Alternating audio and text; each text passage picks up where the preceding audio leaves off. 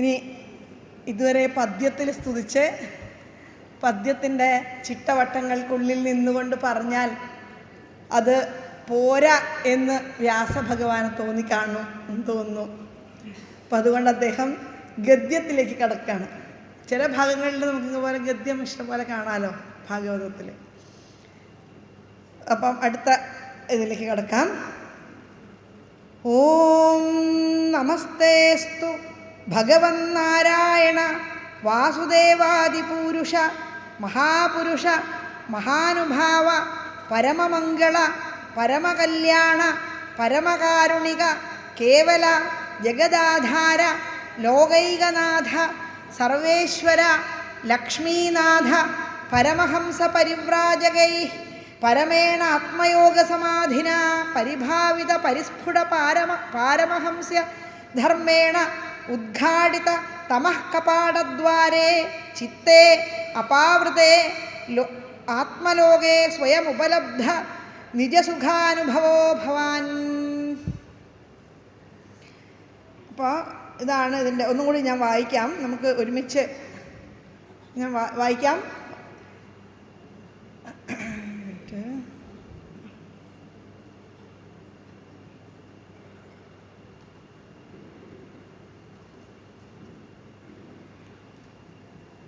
ഓം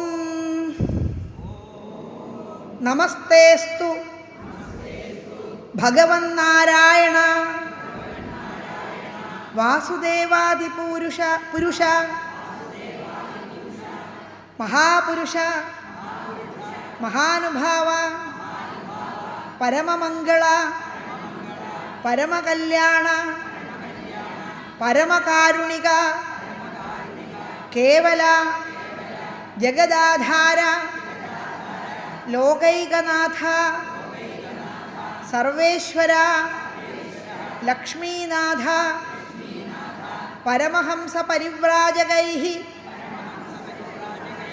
പരമേണ ആത്മയോഗസമാധിന പരിഭാവിത പരിസ്ഫുട പാരമഹംസധർമ്മേണ ഉദ്ഘാടിത തമഃ കപാടദ്വാരേ ചിത്തേ അപാവൃതേ ആത്മലോകേ സ്വയമുപലബ്ധ നിജസുഖാനുഭവോ ഭവാൻ. ഭഗവാൻ അങ്ങോട്ട് എത്രയോ സംബോധനകൾ കൊണ്ട് അങ്ങനെയൊക്കെ ഉള്ളവനാണല്ലോ അങ്ങ് എന്ന് ഗദ്യരൂപേണ സ്തുതിക്കുകയാണ്. ഒന്നുകൂടി പറയാം. ഓം നമസ്തേസ്തു ഭഗവൻ നാരായണ വാസുദേവാദിപുരുഷ മഹാപുരുഷ മഹാനുഭാവ പരമമംഗള പരമകല്യാണ പരമകാരുണിക കേവല ജഗദാധാര ലോകൈകനാഥ സർവേശ്വര ലക്ഷ്മീനാഥ പരമഹംസ പരിവ്രാജകൈ പരമേണ ആത്മയോഗസമാധിന പരിഭാവിത പരിസ്ഫുട പാരമഹംസ്യധർമ്മേണ ഉദ്ഘാടിത തമഃ കവാടദ്വാരേ ചിത്തേ അപാവൃതേ ആത്മലോകേ സ്വയ ഉപലബ്ധ നിജ സുഖാനുഭവോ ഭവാൻ. ഇതിനെ അന്വയിക്കണം. തേ എന്ന് പറഞ്ഞാൽ അങ്ങേക്കായിക്കൊണ്ട്, നമഃ അസ്തു നമസ്കാരം ഭവിക്കട്ടെ, അങ്ങേക്കായിക്കൊണ്ട് നമസ്കാരം ഭവിക്കട്ടെ. അപ്പം എന്താണ്? ഭഗവൻ നാരായണ. നാരായണ എന്നുവെച്ചാൽ നാരായണനാണ്. നാരായണൻ എന്ന് പറഞ്ഞാൽ കാരണജലത്തിൽ ശയിക്കുന്നവൻ എന്നാണ് അർത്ഥം. നാരായണൻ. പിന്നെന്താണ്? വാസുദേവൻ. വസുദേവസ്യ അപത്യം പുമാൻ അല്ലേ? വാസുദേവൻ. ജ്ഞാനസ്വരൂപനായിട്ട് സകലത്തിലും പ്രകാശിക്കുന്നവൻ. അതുപോലെ ആദിപുരുഷൻ എന്ന് വെച്ചാൽ എല്ലാത്തിനും കാരണമായിട്ടുള്ളവൻ. മഹാപുരുഷൻ എന്ന് വെച്ചാൽ മഹാനായ പുരുഷൻ എന്ന് തന്നെ. മഹാനുഭാവൻ എന്ന് വെച്ചാൽ മഹത്തായ അനുഭാവം, അതായത് അനുഗ്രഹബുദ്ധി ഉള്ളവൻ എന്നർത്ഥം. പരമമംഗളൻ, എല്ലാ മംഗളങ്ങളുടെയും നിവാസസ്ഥാനമായിട്ടുള്ളവൻ. പരമകാരുണികൻ, പറയേണ്ട ആവശ്യമില്ല അല്ലേ, നിരവധി വളരെ പലതരത്തിലുള്ള കരുണയുള്ളവൻ. കേവലൻ എന്ന് പറഞ്ഞാൽ ഒന്ന് മാത്രം, ഏകനാണ്, അദ്വിതീയനാണ്. ഇതിനാണ് കേവലൻ എന്ന് പറയുക. അദ്വിതീയനാണ്. ജഗദാധാരൻ, ലോകത്തിന് അധിഷ്ഠാനമായിട്ടുള്ളവനാണ്. ലോകൈകനാഥൻ എന്ന് വെച്ചാൽ ലോകങ്ങൾക്ക് ഒരേ ഒരു രക്ഷിതാവ് അല്ലേ, ലോകത്തിന് മുഴുവൻ നാഥനായിട്ടുള്ളവൻ. സർവേശ്വര എന്ന് വെച്ചാൽ സർവേശ്വര, ഈ ലോകത്തിന് എല്ലാവർക്കും ഈശ്വരനായിട്ടുള്ളവൻ എന്ന് വെച്ചാൽ എല്ലാ ഐശ്വര്യസ്യ സമഗ്രസ്യ എന്താണ്, ഐശ്വര്യസ്യ സമഗ്രസ്യ, ഓക്കെ ഞാൻ മറന്നുപോയി, 6 ഉണ്ട്. ഭഗം എന്ന് പറയുന്ന സാധനം. ഐശ്വര്യസ്യ സമഗ്രസ്യ ധർമ്മസ്യ യശസ ശ്രേയ, ബാക്കി മറന്നുപോയി. അങ്ങനെ 6 ഉണ്ട്. ഇതിനാണ് ഭഗം എന്ന് പറയാം. ഇത് ഉള്ളവനെയാണ് എന്ത് പറയുക, ഭഗവാൻ എന്ന് പറയാം. അങ്ങനെയുള്ള ഈ ലോകൈകനാഥനായിരിക്കുന്ന സർവേശ്വരൻ, എല്ലാറ്റിനെയും നിയന്ത്രിക്കുന്നവനായ ലക്ഷ്മീനാഥ. ലക്ഷ്മി എന്ന് പറഞ്ഞാൽ ഐശ്വര്യം എന്നർത്ഥം. ഐശ്വര്യത്തെ നിയന്ത്രിക്കുന്നവൻ അല്ലേ, അതായത് ലക്ഷ്മീ സ്ഥാവകരാമണീയകഹൃതൈവേയം അല്ലേ. ലക്ഷ്മി എവിടെയാണുള്ളത്? അങ്ങയുടെ രാമണീയകത്തിൽ ഹൃദയത്തെ ആവാഹിച്ച് അവിടെ ഇരിക്കുക. താവകരാമണീയ ഹൃദൈവേയം പരേഷ്വസ്ഥിരേത്യസ്മിൻ അല്ലേ. അന്യദഭിപ്രമാണമധുന വക്ഷ്യാമി ലക്ഷ്മീപതേ. ലക്ഷ്മി ഭഗവാനെ ഭജിക്കുന്നവരിൽ മാത്രമേ ആരുണ്ടാവുകയുള്ളൂ, ലക്ഷ്മി ഉണ്ടാവുകയുള്ളൂ. അല്ലാത്തവർക്കൊന്നും ലക്ഷ്മിയെ മാത്രം ഭജിച്ച് നമ്മൾ ദിവസവും രാവിലെ എഴുന്നേറ്റ് എന്താണ് ഒരു ഇതില്ലേ, നമസ്തേസ്തു മഹാമായേ ശ്രീപീഠേ സുരപൂജിതം, വേണ്ടാതല്ലട്ടോ പറഞ്ഞത്, ഇതൊക്കെ ഒന്ന് തന്നെയാണ്. പക്ഷെ എന്നാലും ഈ കഥ പറയുമ്പോൾ അങ്ങനെയാണ് പറയുക. ലക്ഷ്മി ആയാലും ദേവനായാലും ദേവി ആയാലും സംഗതിയൊക്കെ ഒന്ന് തന്നെ. ഇതിലൊന്നും വലിയ പുരുഷ സ്ത്രീ ഭേദം പോലും ഇല്ല. പുരുഷ സ്ത്രീ ഭേദം പോലും നമ്മൾ കൽപ്പിക്കുന്നതാണ്. പിന്നെ എന്തിനാണ് പുരുഷൻ സ്ത്രീ എന്നുള്ളത്? ആ ജനിക്കുന്ന ആ ശരീരത്തിൻ്റെ ക്വാളിഫിക്കേഷൻ, അത് അത്രയേ ഉള്ളൂ. പുരുഷനായാലും സ്ത്രീ ആയാലും ഒരേ ചൈതന്യ വിശേഷമാണ്. വ്യത്യാസം എന്ത് എന്ന് ചോദിച്ചാൽ ആ ബോഡിയിൽ അടങ്ങിയിരിക്കുന്ന എന്താ ധർമ്മ വ്യത്യസ്തത മാത്രമാണ്. അതായത് ഒരിക്കലും ഒരു കുഞ്ഞിന് ജന്മം നൽകുക എന്നുള്ളത് ഒരു പുരുഷന് സാധ്യമല്ല അല്ലേ, അത് സ്ത്രീക്ക് മാത്രം സാധ്യമായിട്ടുള്ളൊരു കാര്യമാണ്. അപ്പോൾ അതുകൊണ്ട് നമ്മൾ എന്ത് ചെയ്യും, സ്ത്രീ സ്വാതന്ത്ര്യം പ്രഖ്യാപിക്കുമ്പോൾ ആദ്യം തന്നെ ചെയ്യുന്ന പുരുഷൻ പിടിച്ച് കുടിക്കുന്ന സാധനങ്ങൾ മൊത്തം വലിച്ചങ്ങോട്ട് കയറ്റും. അതോടുകൂടി അല്ല, പുരുഷൻ അത് കുടിക്കണം എന്നല്ല കേട്ടോ ഞാൻ പറഞ്ഞതിൻ്റെ അർത്ഥം. ഇനി പറഞ്ഞതിൻ്റെ അർത്ഥം അങ്ങനെയല്ല, ലോകത്ത് കാണുന്നൊരു സ്വഭാവം പറഞ്ഞു പോയി എന്ന് മാത്രമേ ഉള്ളൂ. പൊതുവേ അല്ലേ നമ്മുടെ നാട്ടിലെ ഏറ്റവും കൂടുതൽ സ്ത്രീ സ്വാതന്ത്ര്യം പ്രഖ്യാപിക്കുന്ന അങ്ങനെയല്ലേ അല്ലേ. എനിക്ക് ഒരു കാലത്ത് മറയ്ക്കാൻ സമരം ചെയ്തു, പിന്നെ അത് ഇപ്പോൾ തുറന്നിടാനാണ് സമരം ചെയ്യുന്നത്. ഇതിപ്പോൾ ഏതാ സമരം? ശരിക്കും സമരം എന്താ? ഞാൻ ഒരിക്കലും രാഷ്ട്രീയത്തിലേക്കൊന്നും പ്രവേശിച്ച് വർത്തമാനം പറയാമെന്ന് വിചാരിക്കരുത്. പക്ഷെ സത്യത്തിൽ നമുക്ക് തോന്നുന്ന ഒരു കാര്യം, അതായത് ലോകത്ത് നമ്മളിങ്ങനെ കാണുമ്പോൾ എന്താണ് ഈ സ്വാതന്ത്ര്യം അല്ലേ, സ്വാതന്ത്ര്യം എന്ന് പറയുന്നത് എന്താണ്, അത് മനസ്സിലാക്കിയിട്ട് വേണം. പുരുഷനായാലും സ്ത്രീ ആയാലും, ഇത് സ്ത്രീക്ക് മാത്രം ബാധകമുള്ള കാര്യമൊന്നുമല്ല, പുരുഷനും സ്വാതന്ത്ര്യത്തിന് അതിർവരമ്പുകളുണ്ട്. അതായത് മനുഷ്യ ശരീരമായിട്ട് എടുത്തിരിക്കുന്ന ലോകവ്യവഹാരത്തിലെ സ്വാതന്ത്ര്യത്തിൽ നമുക്കെല്ലാം അതിർവരമ്പുകളുണ്ട്. ബ്രഹ്മാനുഭൂതിയിലെ സ്വാതന്ത്ര്യത്തിന് യാതൊരു അതിരുമില്ല, അതിരുവിട്ട സ്നേഹമാണ്. അതുകൊണ്ടാണ് അതിരുകളില്ലാത്ത സ്നേഹം, കേട്ടില്ലേ, ദൈവസ്നേഹം. തൃശ്ശൂരല്ലേ ഇത്? ഞാനൊരു ക്രിസ്തീയ വിദ്യാഭ്യാസ സ്ഥാപനത്തിൽ പഠിച്ചുകൊണ്ടാണ് എനിക്കിത് അറിയുന്നത്. അതായത് ദൈവസ്നേഹത്തിന് അത്രേ അർത്ഥമുള്ളൂ. ദൈവസ്നേഹം എന്ന് പറഞ്ഞാൽ അതാണ്, അതിരുകളില്ലാത്ത സ്നേഹം തന്നെയാണ്. നമ്മുടെ സനാതനധർമ്മമാണത് ആദ്യമായിട്ട് പഠിപ്പിച്ചത്. അത് കാരണം സനാതനധർമ്മത്തിൻ്റെ പ്രത്യേകത എന്താണെന്ന് ചോദിച്ചാൽ, ലോകത്ത് എല്ലാറ്റിനെയും, എന്നിട്ട് എന്താ ഇപ്പോൾ ഈ പറയുന്ന സനാതനം ആർക്കും ഒരു അങ്ങോട്ടും ഇങ്ങോട്ടും ലഹളയും പഴക്കും വിളിയും ഒക്കെ ആയിട്ട് നടക്കുകയാണല്ലോ എന്ന് ചോദിക്കൂ. ആരാ നടക്കണത്? ഇതിനെ അറിഞ്ഞുകൂടാത്തവരാണ് നടക്കുന്നത്. അതായത് ഈ ഒരു സ്ഥാപനത്തിൽ ജനിക്കുക എന്നുള്ളതല്ല അതിൻ്റെ ക്വാളിഫിക്കേഷൻ. അതായത് നമ്മുടെ ധർമ്മത്തിൽ ഹൈന്ദവനായിട്ട് ജനിക്കുക എന്നതുകൊണ്ട് മാത്രം സനാതനധർമ്മി ആയിക്കൊള്ളുന്ന ഒരു നിർബന്ധമില്ല. അങ്ങനെ എവിടെയാണ് പറഞ്ഞത്? സനാതനധർമ്മത്തെ അനുസരിക്കണമെങ്കിൽ അതിൻ്റെ മൂലമായ തത്വങ്ങളെ അല്പമെങ്കിലും അറിയാൻ ശ്രമിക്കുകയും അതെന്താണെന്ന് മനസ്സിലാക്കുകയും ചെയ്യുന്നവന് ഒരിക്കലും ഒരാളെയും, അതുകൊണ്ടാണ് ഇന്ത്യയിൽ ഇത്രയും സൗഹാർദ്ദമായിട്ട് ആൾക്കാർ ജീവിക്കുന്നത്. കാരണം നമ്മുടെ മതം നമ്മളെ പഠിപ്പിച്ചത് അതാണ്. ഒരാളെയും വേണ്ടാതെ ഉപദ്രവിക്കാൻ പാടില്ല, ഒരാൾക്കും ഒരു ദ്രോഹം ചെയ്യാൻ പാടില്ല.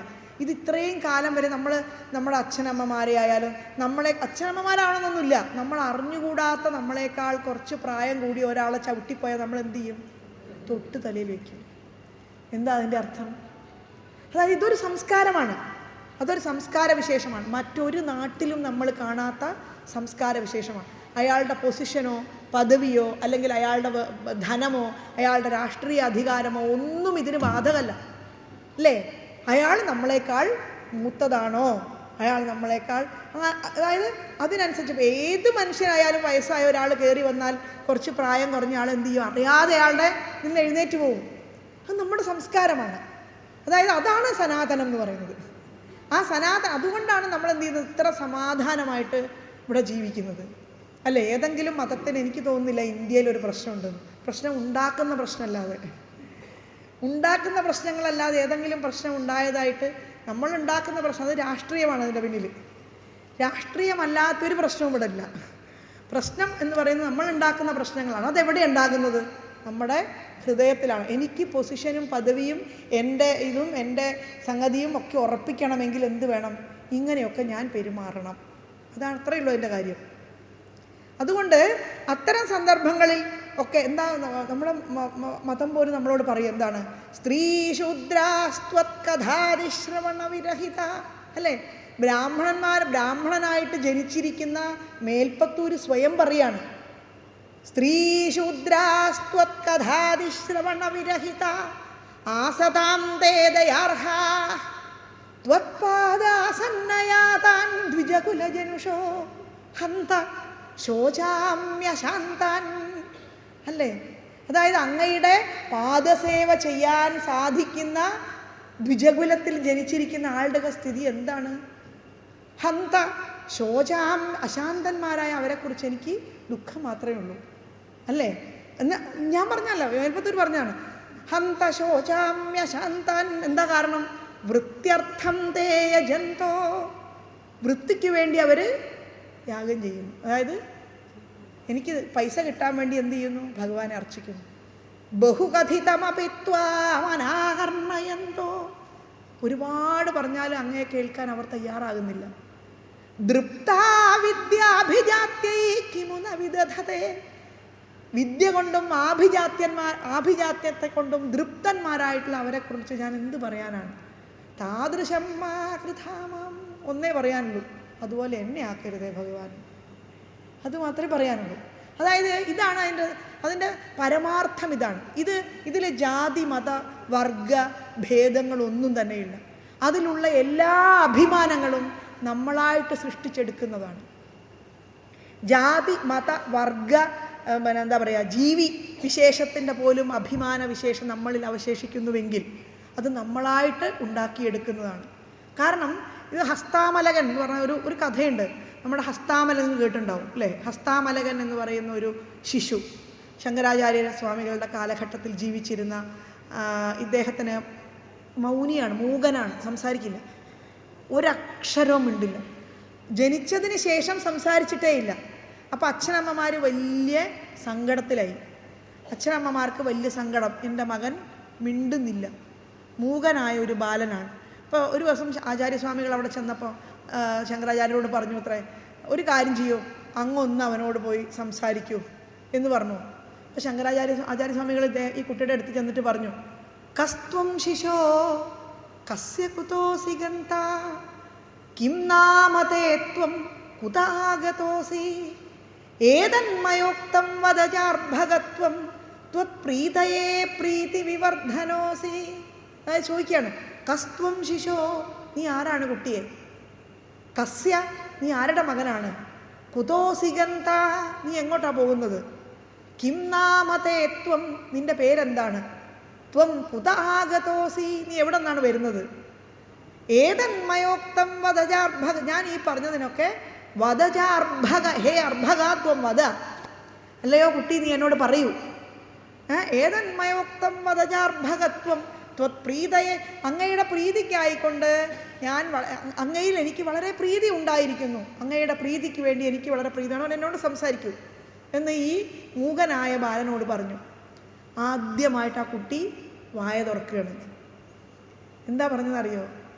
നാഹം മനുഷ്യോ നച ദേവയക്ഷോ ന ബ്രാഹ്മണ ക്ഷത്രിയ വൈശ്യശൂദ്രാഃ ന ബ്രഹ്മചാരീ ന ഗൃഹീവനസ്ഥഃ ഭിക്ഷുർന ചാഹം നിജബോധരൂപഃ.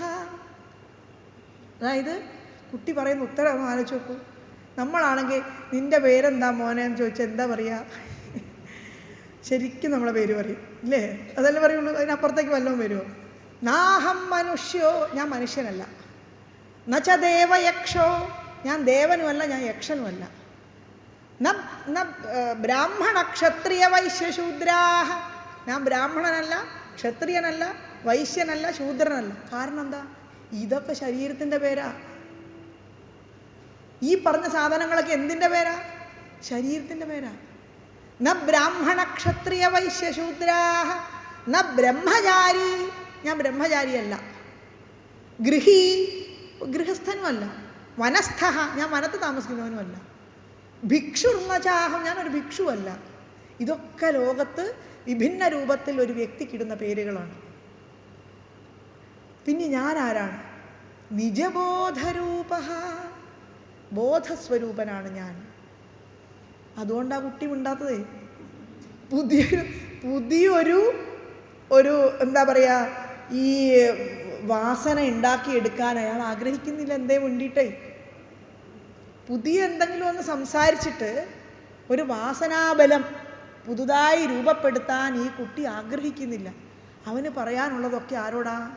അവൻ്റെ ഉള്ളിലോട്ട് ഇങ്ങനെ പോവുക. പറയാനുള്ള സാധനങ്ങൾ മുഴുവൻ. ഇത് ഈ കുട്ടി മാത്രമല്ല കേട്ടോ, ശങ്കരാചാര്യസ്വാമികളോടും ചോദിച്ചു. ഗോവിന്ദ ഭഗവത്പാദരുടെ അടുത്ത് പോയപ്പോൾ നിങ്ങൾ ആരാന്ന് ചോദിച്ചപ്പോൾ അദ്ദേഹം ഇതുപോലെ തന്നെയാണ് പറഞ്ഞത്. ന ഭൂമിർന തോയം ന തേജോ ന വായു ന ഖം നേന്ദ്രിയം വാ ന തേഷാം സമൂഹ അനേകാന്തികത്വാത് സുഷുപ്തീക സിദ്ധസ്തദേഹോ വശിഷ്ട ശിവ കേവലോഹം. എന്താ ആലോചിച്ചു? ഇതൊക്കെയാണ് സംഗതി. എന്ത്? മനുഷ്യൻ്റെ ശരീരം ഉണ്ടാക്കിയിരിക്കുന്ന സാധനം ഇതൊക്കെയാണ് അല്ലേ? ന ഭൂമിർന തേജോ ന ഭൂമിർന തോയം ന ഭൂമിർന തേജോ, വരുന്നില്ലല്ലോ. എന്താണ്? ഭൂമിയല്ല ഞാൻ, പ്രകാശമല്ല ഞാൻ, തേജസ്സല്ല, വായുവല്ല ഞാൻ, ആകാശമല്ല അല്ലേ? പിന്നെന്താ? നഖം നേന്ദ്രിയം വാ, ഖം ആകാശമല്ല, നഖം നേന്ദ്രിയം ഇന്ദ്രിയങ്ങളല്ല. ഇതുകൊണ്ടൊക്കെയല്ലേ ലോകത്തെ അറിയുന്നത്. ന തേഷാം സമൂഹ, ഇതിൻ്റെ ഒന്നും സമൂഹമല്ല ഞാൻ. കാരണം ലോകത്തെ മനസ്സിലാക്കാനുള്ള ഉപാധി ഇതൊക്കെയാണ്. ന തേഷാം സമൂഹ അനേകാന്തികത്വാത് സുഷുപ്തീക സിദ്ധ. സുഷുപ്തി എന്ന് പറയുന്ന സമയത്ത് മാത്രം അനുഭവിക്കുന്ന, സുഷുപ്തിയിൽ എന്താ കുഴപ്പം? ജ്യോത്സ്ന ഇല്ല, കിടക്കുന്ന കട്ടിലില്ല അല്ലേ, ഭർത്താവില്ല, മക്കളില്ല, ആനന്ദമാണ് അനുഭവിക്കുന്നത്. സുഷുപ്തിയിൽ നമ്മൾ അനുഭവിക്കുന്നത് അല്ലേ? ആലോചിച്ച് നോക്കൂ. ഞാൻ ഒന്നും അറിഞ്ഞില്ല, ഞാൻ സുഖമായിട്ട് ഉറങ്ങിപ്പോയി. ആരായി സുഖം അനുഭവിച്ച് അതിൻ്റെ ഉള്ളിലിരുന്നത്? സുഖം എങ്ങനെ നമ്മൾ അറിഞ്ഞു? പിറ്റേ ദിവസം രാവിലെ എഴുന്നേറ്റ് ഞാൻ സുഖമായിട്ട് ഉറങ്ങി നമ്മൾ പറയുന്നുണ്ടെങ്കിൽ ആ സുഖം നമ്മൾ എങ്ങനെ അറിഞ്ഞു? അത് സുഖം അനുഭവിച്ചുകൊണ്ട് ആരോ ഒരാൾ നമ്മുടെ ഉള്ളിൽ ഉണ്ടായിരുന്നു എന്നുള്ളത് ഞാൻ മനസ്സിലാക്കുന്നത്. ആ സുഖത്തെ, ഉണ്ടായിരുന്ന സുഖത്തെ അനുഭവിച്ചു കൊണ്ടിരുന്ന ആളാണ് പിറ്റേ ദിവസം നമ്മളെ ബോധ്യപ്പെടുത്തിയത് ഞാൻ ഒന്നും അറിഞ്ഞില്ല, ഞാൻ സുഖമായിട്ട് ഉറങ്ങിപ്പോയി. അതാണ് അനേകാന്തികത്വാത് സുഷുപ്തൈക സിദ്ധ തദേകോവശിഷ്ട ശിവ കേവലോഹം. അപ്പം അവശേഷിക്കുന്ന ഒരേ ഒരു വസ്തു അത് ബോധമാണ്. അതാണ് ഞാൻ എന്ന് ശങ്കരാചാര്യസ്വാമി. ഇത് അതായത് ഈ ഒരു സാക്ഷാത്കാരം നേടിയിട്ടുള്ള ആർക്കും ഇങ്ങനെ മാത്രമേ സംസാരിക്കാൻ സാധിക്കൂ. അവൻ്റെ എന്താ പറയുക, അവൻ്റെ ആത്മാവിൽ നിന്ന് ഉണർന്നു പൊങ്ങുന്ന ഒരു ആനന്ദ നിർവൃതിയാണത്. കാരണം ലോകത്ത് കാണുന്ന ഒരു വസ്തുവിനെയും ഞാനായിട്ട് മനസ്സിലാക്കാൻ അവന് സാധിക്കില്ല. അതാണ് ഞാൻ മറഞ്ഞുപോയി എന്ന് പറയുന്നത്. നമ്മളെ ഭഗവാനെ വിചാരിക്കാനുള്ള ക്വാളിഫിക്കേഷൻ പോലും അതാണ്. അതായത് ഭഗവാനെ വിചാരിക്കുന്നത് എങ്ങനെയാണ്? ഓട്ടൂർ പറയും, എന്താണ്, എൻ്റെ ഭാര്യ എന്താണ്, തത്പ്രീതിക്കായജസ്രം നരകമനുഭവിക്കുന്നതാനന്ദമാകും. അതായത് ഭാര്യ, എൻ്റെ ഭർത്താവ് എന്നെ സ്നേഹിച്ചു കൊള്ളണം, എന്നെ സ്നേഹിച്ചിടേണം, പ്രിയനവികലമെന്നാഗ്രഹിക്കാതെയായാൽ. എൻ്റെ ആദ്യ ഭാഗം ഉണ്ട്. അതായത് എന്നെ എൻ്റെ ഭർത്താവ് സ്നേഹിച്ചു കൊള്ളണം എന്ന് ആഗ്രഹിക്കാതെയായാൽ അപ്പോഴാണ് തത്പ്രീതിക്കായജസ്രം. അത് വിചാരിച്ച് ഭർത്താവ് ഭാര്യയെ സ്നേഹിക്കേണ്ട, ഭാര്യ ഭർത്താവ് സ്നേഹിക്കേണ്ട എന്നല്ല പറഞ്ഞത്. പക്ഷേ പ്രതീക്ഷ വേണ്ട. പ്രതീക്ഷയല്ലേ നമുക്ക് പ്രശ്നം ഉണ്ടാക്കുള്ളൂ. ആയിക്കോട്ടെ, സ്വാഭാവികമായിട്ട് ഒഴുകുന്നതൊക്കെ മനുഷ്യർ പരസ്പരം മനസ്സിലാക്കിയിട്ട് ഒഴുകട്ടെ, അല്ലേ? ശ്രീരാമകൃഷ്ണനും ശാരദാദേവിയും വളരെ വലിയ തരത്തിൽ മനസ്സിലാക്കി ഒഴുകിയിട്ടുള്ള രണ്ടാത്മാക്കളാണ്. ഒഴുകട്ടെ, അങ്ങനെ ഒഴുകട്ടെ, ഒഴുകണം എന്ന് തന്നെയാണ്. പക്ഷേ ആ ഒഴുക്ക് നമ്മുടെ എക്സ്പെക്റ്റേഷൻ അനുസരിച്ചാവരുതെന്ന് മാത്രം. അതാണ് ദുഃഖം ഉണ്ടാക്കുന്നത്. എക്സ്പെക്റ്റേഷനാണ് എന്തുണ്ടാക്കുന്നത്? ഫലം നമ്മൾ ആഗ്രഹിക്കുന്നു എന്നുള്ളതാണ് മനസ്സ് അവിടെ ഉണ്ടാക്കുന്ന പ്രവൃത്തി എന്ന് പറയുന്നത്. അപ്പം അതുകൊണ്ട് ആ എക്സ്പെക്റ്റേഷനൊന്നും ഇല്ലാതെ, അതുകൊണ്ട് അങ്ങനെയുള്ള, അതാണ് നമ്മൾ ഇപ്പോൾ ലക്ഷ്മീനാഥ എന്ന് പറഞ്ഞാൽ അതാണ്. ലക്ഷ്മി എവിടെയാണ് ഉള്ളത്? ഭഗവാൻ ഉള്ളിടത്തേ ആരുള്ളൂ? ലക്ഷ്മി ഉള്ളൂ. പിന്നെ എന്താ? പരമഹംസ പരിവ്രാജകൈഹി പരമേണ ആത്മയോഗ സമാധിന പരിഭാവിത പരിസ്ഫുട പാരമഹംസ്യധർമ്മേണ ഉദ്ഘാടിത തമഃ കപാടദ്വാരേ. അതായത് എന്താണ് അതിൻ്റെ അർത്ഥം? പരമഹംസ പരിവ്രാജകൈഹി എന്ന് വെച്ചാൽ പരമഹംസന്മാരായിട്ടുള്ള സന്യാസിമാരുടെ, പരിവ്രാജകന്മാരുടെ ഗുരുഭൂതന്മാർ, അവരാൽ പരമഹംസ പരിവ്രാജക ആചാര്യൈഹി, അല്ലേ? പരമഹംസ പരിവ്രാജകന്മാരുടെ ആചാര്യന്മാരാൽ, അതായത് പരമഹംസന്മാരായിട്ടുള്ള സന്യാസികളുടെ ഗുരുഭൂതന്മാരാൽ പരമേണ ഉത്കൃഷ്ടേന ആത്മയോഗ സമാധിന, അതായത് ആത്മധ്യാന സമാധിയാൽ ഉള്ളിലേക്കുള്ള ധ്യാനം കൊണ്ട് സമാധിയെ പ്രാപിച്ചിട്ട്, അതായത് ഉള്ളിലേക്ക് ധ്യാനം ചെയ്യുമ്പോഴാണ് എന്ത്? സമാധി ഉണ്ടാകുന്നത്. സമാധി എന്ന് പറയുന്ന ആത്മധ്യാനം കൊണ്ട് മാത്രം ഉണ്ടാകുന്നതാണ്. അങ്ങനെയുള്ള പരിഭാവിത പരിസ്ഫുട എന്ന് വെച്ചാൽ എന്താ? ശോധന ചെയ്യപ്പെടുമ്പോൾ പരിസ്ഫുടമാകും. ഉള്ളിലേക്ക് ഇറങ്ങി അതിനെ നന്നായിട്ട് അതിനെപ്പറ്റി ചിന്തിച്ച് ആലോചിച്ച് അതിനകത്തും തന്നെ ആണ്ടിറങ്ങിയിരിക്കുമ്പോൾ, ശോധന ചെയ്യപ്പെടുമ്പോൾ സ്പഷ്ടമായി പ്രകാശിക്കുന്ന പാരമഹംസ്യധർമ്മേണ, അതായത് ഭഗവത് ഭജനം എന്നുള്ള ധർമ്മം, അതാണ് പാരമഹംസ്യധർമ്മം. പരമഹംസന്മാരുടെ ധർമ്മം കൊണ്ട്, ഭഗവത് ഭജന ധർമ്മം കൊണ്ട് ഉദ്ഘാടിതം, അതായത് തുറക്കപ്പെട്ട തമഃ കപാടദ്വാരേ, അജ്ഞാനരൂപമായ വാതിലുകളെയൊക്കെ തുറക്കുകയാണ്.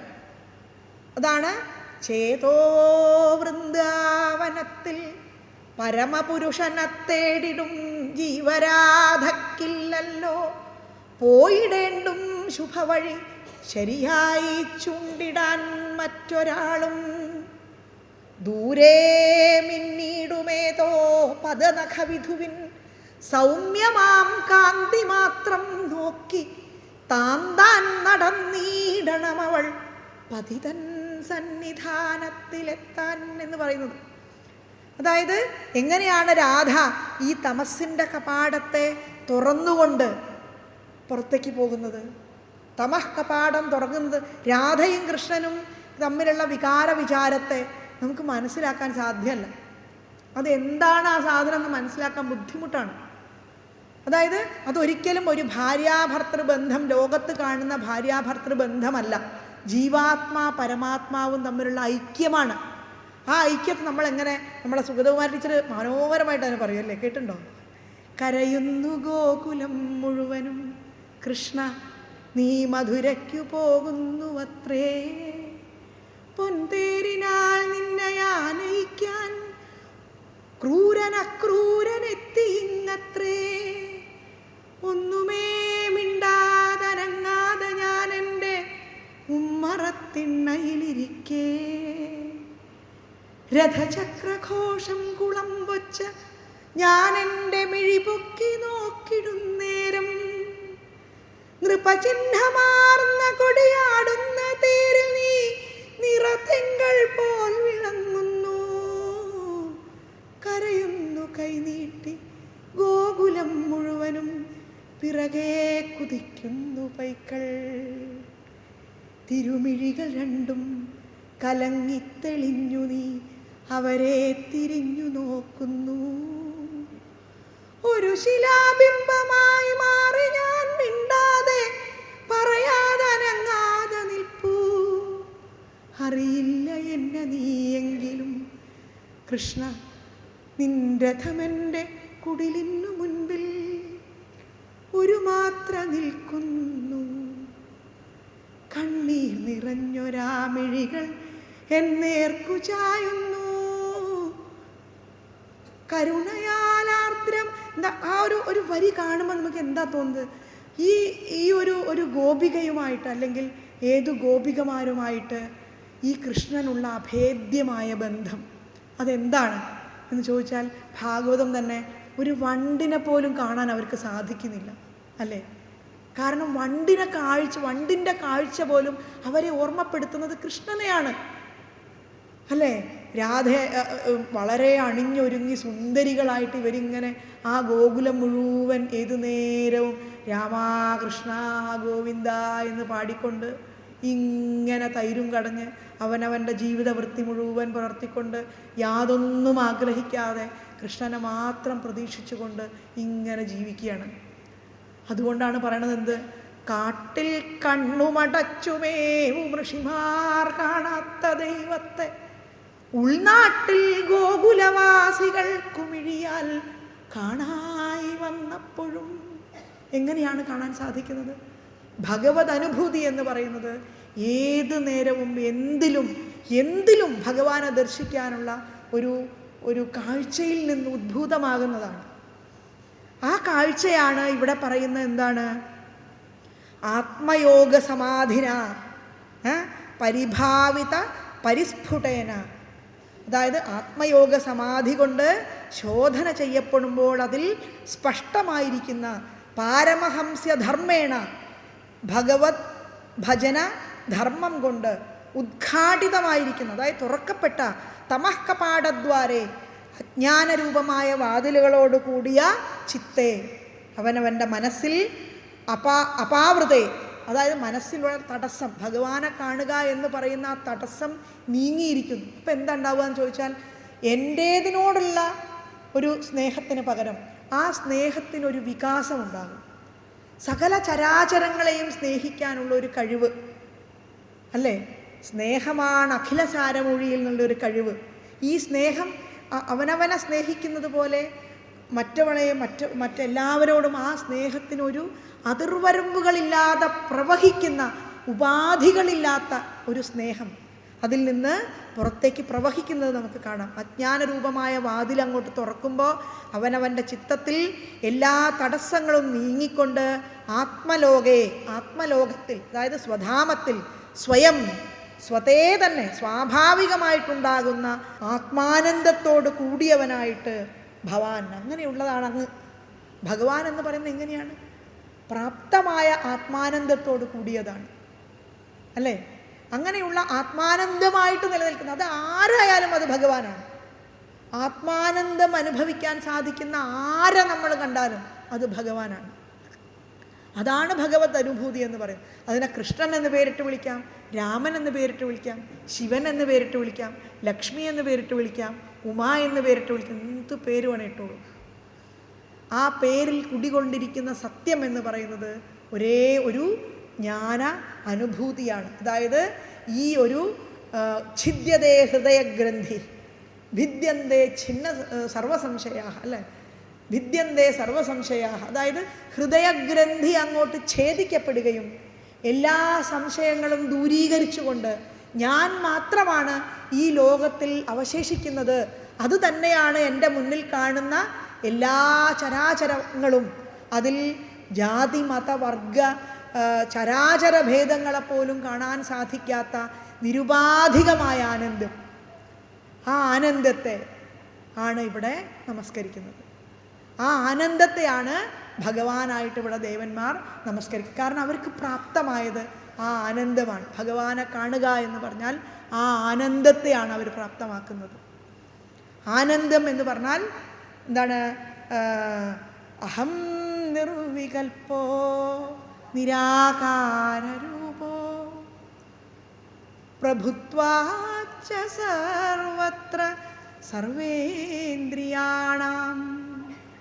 എല്ലാ ഇന്ദ്രിയങ്ങളുടെയും നിയന്താവായിട്ട്, കണ്ണിന് കണ്ണ് മനമാകുന്ന കണ്ണ് അതിന് കണ്ണായിരുന്ന പൊരുൾ, എല്ലാ ഇന്ദ്രിയങ്ങളുടെയും പ്രവൃത്തി വിശേഷത്തിൻ്റെ പിന്നിൽ പ്രവർത്തിക്കുന്ന ആ ചൈതന്യം, അത് ഉണർന്ന് പ്രകാശിക്കുമ്പോഴാണ് ഭഗവത് അനുഭൂതിയും ഭഗവത് സാക്ഷാത്കാരവും ഇവർക്ക് ഉണ്ടായിട്ടുള്ളതെന്നാണ്.